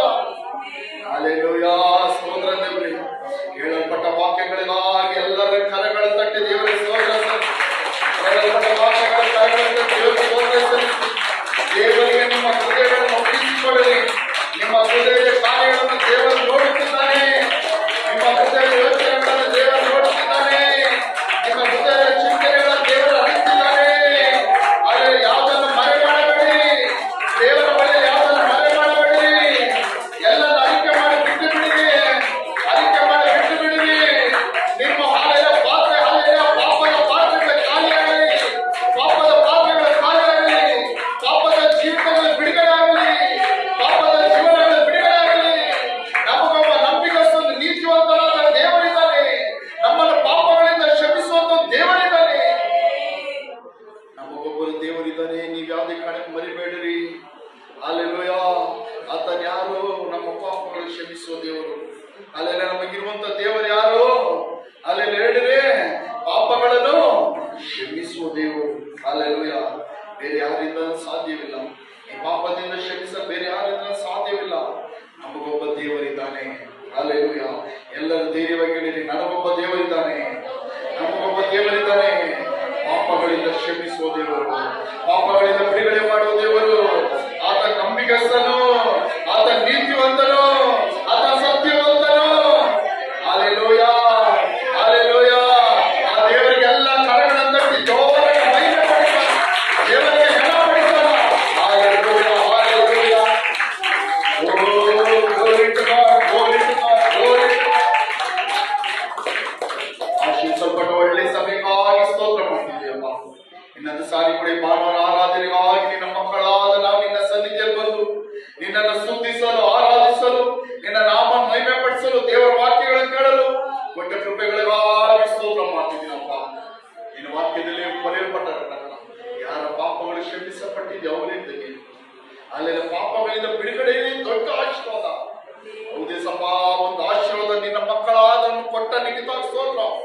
ನಿನ್ನ ಮಗನಾದ ಯೇಸು ಕ್ರಿಸ್ತನ ಮೂಲಕವಾಗಿ, ನಿನ್ನ ಮಗನಾದ ಯೇಸು ಕ್ರಿಸ್ತನ ರಕ್ತದ ಮೂಲಕವಾಗಿ ಆ ಒಂದು ಆಶೀರ್ವಾದವನ್ನು, ಆ ಒಂದು ಆಶೀರ್ವಾದ ಅನುಗ್ರಹವನ್ನು ದೇವರೇ ನಮಗೆ ಕೊಟ್ಟಕ್ಕಾಗಿ ಸ್ತೋತ್ರ ಮಾಡ್ತೀವಪ್ಪ.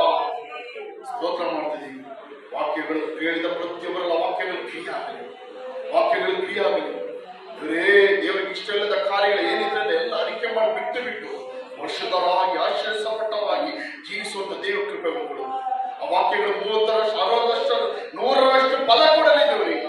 ಈ ವಾಕ್ಯದ ಮೂಲಕ ಬರುವ ಬಿಡುಗಡೆಗಳ ಆಶೀರ್ವಾದಗಳು ಪ್ರತಿಯೊಂದು ಮಕ್ಕಳು ಧಾರಾಳ ಹೊಂದಿಕೊಂಡು ಆ ವಾಕ್ಯದ ಪ್ರಕಾರ ಜೀವಿಸುವಂತ ದೇವ ಕೃಪೆ ಮಕ್ಕಳು. ಈ ವಾಕ್ಯಗಳನ್ನು ಕೇಳೋದು ಮಾತ್ರ ಅಲ್ಲಪ್ಪ, ಆ ವಾಕ್ಯದ ಅನುಸಾರವಾಗಿ ನಡೆಯುವಂತ ಕೃಪೆಗಳು ಕೊಡಪ್ಪ. ವಾಕ್ಯದ ಅನುಸಾರವಾಗಿ ನಡಿಬೇಕು ದೇವರೇ. ಬೇರೆ ವಾಕ್ಯದ ಅನುಸಾರವಾಗಿ ನಾವು ನಡೆಯುವಂತ ಕೃಪೆಗಳು ಕೊಡಪ್ಪ. ಕೇಳಿ ಇಲ್ಲೇ ಬಿಟ್ಬಿಟ್ಟು ಹೋಗೋದಲ್ಲ, ಈ ವಾಕ್ಯದ ಅನುಸಾರವಾಗಿ ನಡೆಯುವಂತ ಕೃಪೆಗಳು ಕೊಡು ದೇವರೇ. ದೇವರೇ, ನಿನ್ನ ವಾಕ್ಯಗಳ ಅನುಸಾರವಾಗಿ ನಡೆಯುವಂತ ಕೃಪೆಗಳನ್ನು ಈ ಸಭೆಗೆ ಕೊಡಪ್ಪ, ಈ ಸಭೆಯಲ್ಲಿ ಬಂದಿರೋ ಮಕ್ಕಳಿಗೆ ಕೊಡಪ್ಪ. ದೇವರೇ ಸೋದರ, ನಿನ್ನ ಪಾಪದ ಜೀವನಗಳ ಜೀವಿಸಿರುವ ಜನಗಳು ಅವರ ಪಾಪಗಳು ಕ್ಷಮಿಸಲ್ಪಡಲಿ. ಯೇಸುವಿನ ಮೇಲೆ ನಂಬಿಕೆ ಇಡಲಿ, ಯೇಸುವಿನ ರಕ್ತದ ಮೇಲೆ ನಂಬಿಕೆ ಇಡಲಿ. ಆ ರಕ್ತದಿಂದ ಮಕ್ಕಳು ತೊಳೆದು ಶುದ್ಧೀಕರಿಸಲ್ಪಡಲಿ, ಪರಿಶುದ್ಧಪಡಿಸಲ್ಪಡಲಿ. ಅಲ್ಲಿ ಆ ಸ್ತೋತ್ರ. ವಿಗ್ರಹದ ಗುಲಾಮತನಗಳಿಂದ, ಶಾಪ ಕಟ್ಟ ಪಾಪ ಕಟ್ಟುಗಳಿಂದ ಮಕ್ಕಳ ಬಿಡುಗಡೆ ಆಗಲಪ್ಪ. ಯಾರಾದ್ರೆ ಬಂದಿರೋದು ಪ್ರತಿಯೊಂದು ಮಕ್ಕಳಿಗೆ ದೊಡ್ಡ ಆಶೀರ್ವಾದ, ಅನುಗ್ರಹ, ಬಿಡುಗಡೆ ಉಂಟಾಗಲಿ. ಅಲ್ಲೆಲ್ಲ ದೇವರೇ, ಬಂದಿರೋ ಪ್ರತಿಯೊಂದು ಮಕ್ಕಳಿಗಾಗಿ ಸ್ತೋತ್ರ. ನಮ್ಮ ಮಧ್ಯದಲ್ಲಿ ಬಂದಿರೋ ಹೊಸದಾಗಿ ಬಂದಿರೋ ಸಹೋದರಿಗಾಗಿ ಸ್ತೋತ್ರ. ದೇವರೇ, ನಿನ್ನ ಸಮ್ಮುಖದಲ್ಲಿ ಯಾರಾದರೂ ಬಂದಿರೋದು ಆ ಮಕ್ಕಳ ಜೀವನದಲ್ಲಿ, ಆ ಕುಟುಂಬದಲ್ಲಿ ದೊಡ್ಡ ಆಶೀರ್ವಾದ, ಅನುಗ್ರಹ, ಬಿಡುಗಡೆ ಉಂಟಾಗಬೇಕೆಂಬುದ ಬೇಡಿಕೊಳ್ಳುತ್ತದೆ. ತಪ್ಪಿಸದ ಆರಾಧನೆ ಬರುವುದು, ಪಾಪಗಳಿಂದ ಕ್ಷಮೆಗಳು ಹೊಂದಿಕೊಂಡು ಯೇಸುವಿನ ಮೇಲೆ ನಂಬಿಕೆ ಇಟ್ಟು ಯೇಸುವಿನ ಮಗಳವಾಗಿ ಜೀವಿಸುವಂತ ದೈವ ಕೃಪೆಗಳನ್ನು ಕೊಡಬೇಕೆಂಬುದಾಗಿ ಬೇಡಿಕೊಳ್ಳುತ್ತದೆ. ಬರದಿರೋ ಮಕ್ಕಳನ್ನ ನಿನ್ನ ಕೊಡಿಸ್ಕೊಡ್ತಾ ಇದ್ದೀನಿ ದೇವರೇ. ಬರದಿರೋ ಮಕ್ಕಳು ಇರುವ ಸ್ಥಳಗಳಲ್ಲಿ ವಿಶೇಷ ಕೃಪೆಗಳು ಇರಲಿ. ಬರುವ ದಿನಗಳಲ್ಲಿ ಈ ರೀತಿ ಆಶ್ರಯಿಸಲ್ಪಟ್ಟ ಆರಾಧನೆಗಳನ್ನು ತಪ್ಪಿಸಿಕೊಳ್ಳೋದು ಅನುಮತಿಸಬೇಡ. ಮಕ್ಕಳು ಹೋಗೋ ಬರೋ ಕಾದು ಕಾಪಾಡು. ವಾಹನಗಳಲ್ಲಿ ಹೋಗುವ ಮಕ್ಕಳು ವಿಶೇಷ ರಕ್ಷಣೆ ಕೊಡು. ತಕ್ಕದ ಸಮಯದಲ್ಲಿ ಮನೆಗಳು ಸೇರುವಂತ ದೈವ ಕೃಪೆಗಳು ಕೊಡು. ಒಂದು ವಾರ ಕಾಲ ಪೂರ್ತಿ ಮಕ್ಕಳು ಕೈಟ್ ಮಾಡೋ ಎಲ್ಲ ಕೆಲಸಗಳನ್ನು ಆಶ್ರಯಿಸು, ಅನುಗ್ರಹಿಸು. ಅಲ್ಲಿ ಸ್ತೋತ್ರ ಮಾಡುವ ಎಲ್ಲಾ ಕಾರ್ಯಗಳನ್ನು ಆಶ್ರಯಿಸು. ಮಕ್ಕಳು ಹೋಗುವ ಹೆಸಪಲ್ಲೆಲ್ಲ ಬರುವಾಗೆಲ್ಲ ಕಾದು ಕಾಪಾಡು. ವಾಹನ ಓಡಿಸುವ ಹೋಗುವ ಬರುವಾಗೆಲ್ಲ ಕಾದು ಕಾಪಾಡು. ವಾಸಿಸುವ ಮನೆಗಳ ಸುತ್ತಲೂ, ಕೆಲಸ ಮಾಡುವ ಸ್ಥಳಗಳ ಸುತ್ತಲೂ ವಿಶೇಷದ ದೇವರ ಸಭೆಲ್ಲ ದೂತರ ಕಾವಲುಗಳು ಇರಲಿ. ಕಾಲೇಜ್ ಹೋಗುವ ಮಕ್ಕಳು ವಿಶೇಷ ರಕ್ಷಣೆ ಕೊಡು. ರಕ್ತ ಕೊಟ್ಟೆ ಕಾದು ಕಾಪಾಡು, ಮರೆ ಮಾಡು. ಒಳ್ಳೆ ಬುದ್ಧಿ, ಒಳ್ಳೆ ಜ್ಞಾನ ಕೊಡು. ಇವು ಕೂಡ ಬಲಹೀನರಾಗಿರೋ ಮಕ್ಕಳಿಗಾಗಿ ಪ್ರಾರ್ಥಿಸ್ತಿದ್ದೀನಿ. ಯಾರ್ಯಾರು ಶರೀರ ಬಲಹೀನತೆ ಹೇಳಿದ್ದಾರೋ ಎಲ್ಲ ಬಲಹೀನತೆಗಳು ಯೇಸುವಿನ ನಾಮದ ತೆಗೆದಾಕಲ್ಪಡಲಿ. ದೇವರೇ, ಯೇಸುವಿನ ನಾಮದ ತೆಗೆದಾಕಲ್ಪಡಲಿ. ನಿನ್ನ ರಕ್ತದ ಶಕ್ತಿ ಆ ಮಕ್ಕಳ ಮೇಲೆ ಇಳಿಯಲಿ. ಮೈ ಕೈ ನೋವುಗಳು, ಬೆನ್ನು ನೋವುಗಳು, ಇನ್ನೇ ಸ್ವಲ್ಪ ಏನೇ ನೋವುಗಳು ಶರೀರದಲ್ಲಿದೆಯೋ, ಏನೇನು ವ್ಯಾಧಿಗಳು ರೋಗದಲ್ಲಿ ಶರೀರದಲ್ಲಿದೆಯೋ ಎಲ್ಲ ಯೇಸುವಿನ ನಾಮದ ತೆಗೆದಾಕಲ್ಪಡಲಿ. ಅಲ್ಲಿ ಯೇಸುವಿನ ನಾಮದ ಮಕ್ಕಳ ಆರೋಗ್ಯನ ದಯಪಾಲಿಸಿದವಿ. ಆರೋಗ್ಯ ದಯಪಾಲಿಸು. ಅಲ್ಲಿ ಎಲ್ಲ ರೋಗಗಳು, ವ್ಯಾಧಿಗಳು ತೆಗೆದಾಕಲ್ಪಡಲಿ. ಅಲ್ಲಿ ಸ್ತೋತ್ರ ದೇವರೇ, ಅಲ್ಲಿ ಸ್ತೋತ್ರ. ನಿನ್ನ ಪಾಸುಂಡ್ಯಗಳಿಂದ ಮಕ್ಕಳ ಗುಣ ಉಂಟಾಗಲಿ ದೇವರೇ. ಎಸಪ್ಪ, ನಮ್ಮನ್ನು ಕುಟುಂಬವಾಗಿಂದ ಕೊಡಿಸಿ, ನಮ್ಮನ್ನು ಶಕ್ತಿಪಡಿಸು, ಬಲಪಡಿಸು. ದೈವ ಕೃಪೆ, ದೇವ ಮಹಿಮೆ ತುಂಬಿಸು. ಕುಟುಂಬವಾಗಿ ನಿನ್ನ ಚಿತ್ತ ಮಾಡುವಂತ, ನಿನ್ನ ರಾಜ್ಯಕ್ಕೋಸ್ಕರ ಪ್ರಯಾಸ ಪಡುವಂತ ದೈವ ಕೃಪೆಗಳು. ಅನೇಕ ಆತ್ಮಗಳನ್ನು ನಿನ್ನ ರಾಜ್ಯಕ್ಕೋಸ್ಕರ ಆದಾಯಪಡಿಸುವಂತ ದೈವ ಕೃಪೆ ನನಗೂ, ನಮ್ಮ ಕುಟುಂಬಕ್ಕೂ, ಈ ಸಭೆಯಲ್ಲಿರೋ ಪ್ರತಿಯೊಬ್ಬ ಮಕ್ಕಳಿಗೂ, ಈ ಸೇವೆಗೂ ಕೊಡುತ್ತೇವೆ. ಈ ವಾರದ ನಡಿ ಎಲ್ಲ ಆರಾಧನೆಗಳನ್ನು ಆಶ್ರಯಿಸು, ಅನುಗ್ರಹಿಸು. ನಿನ್ನ ಚಿತ್ತ ಪರಿಪೂರ್ಣ ನೆರವೇರಲಿ. ಪ್ರಾರ್ಥನೆ ಕೇಳಿಗಾಗಿ ಸ್ತೋತ್ರ. ಎಲ್ಲ ಸ್ತುತಿ, ಘನ, ಮಹಿಮೆಲ್ಲ ನಿಮಗೆ ಒಬ್ಬರಿಗೆ ಸಲ್ಲಿಸ್ತಾ ಇದ್ದೀನಿ. ಕರ್ತನ ಆದೇಶ ಕ್ರಿಸ್ತನ ಜೀವನ ನಾಮ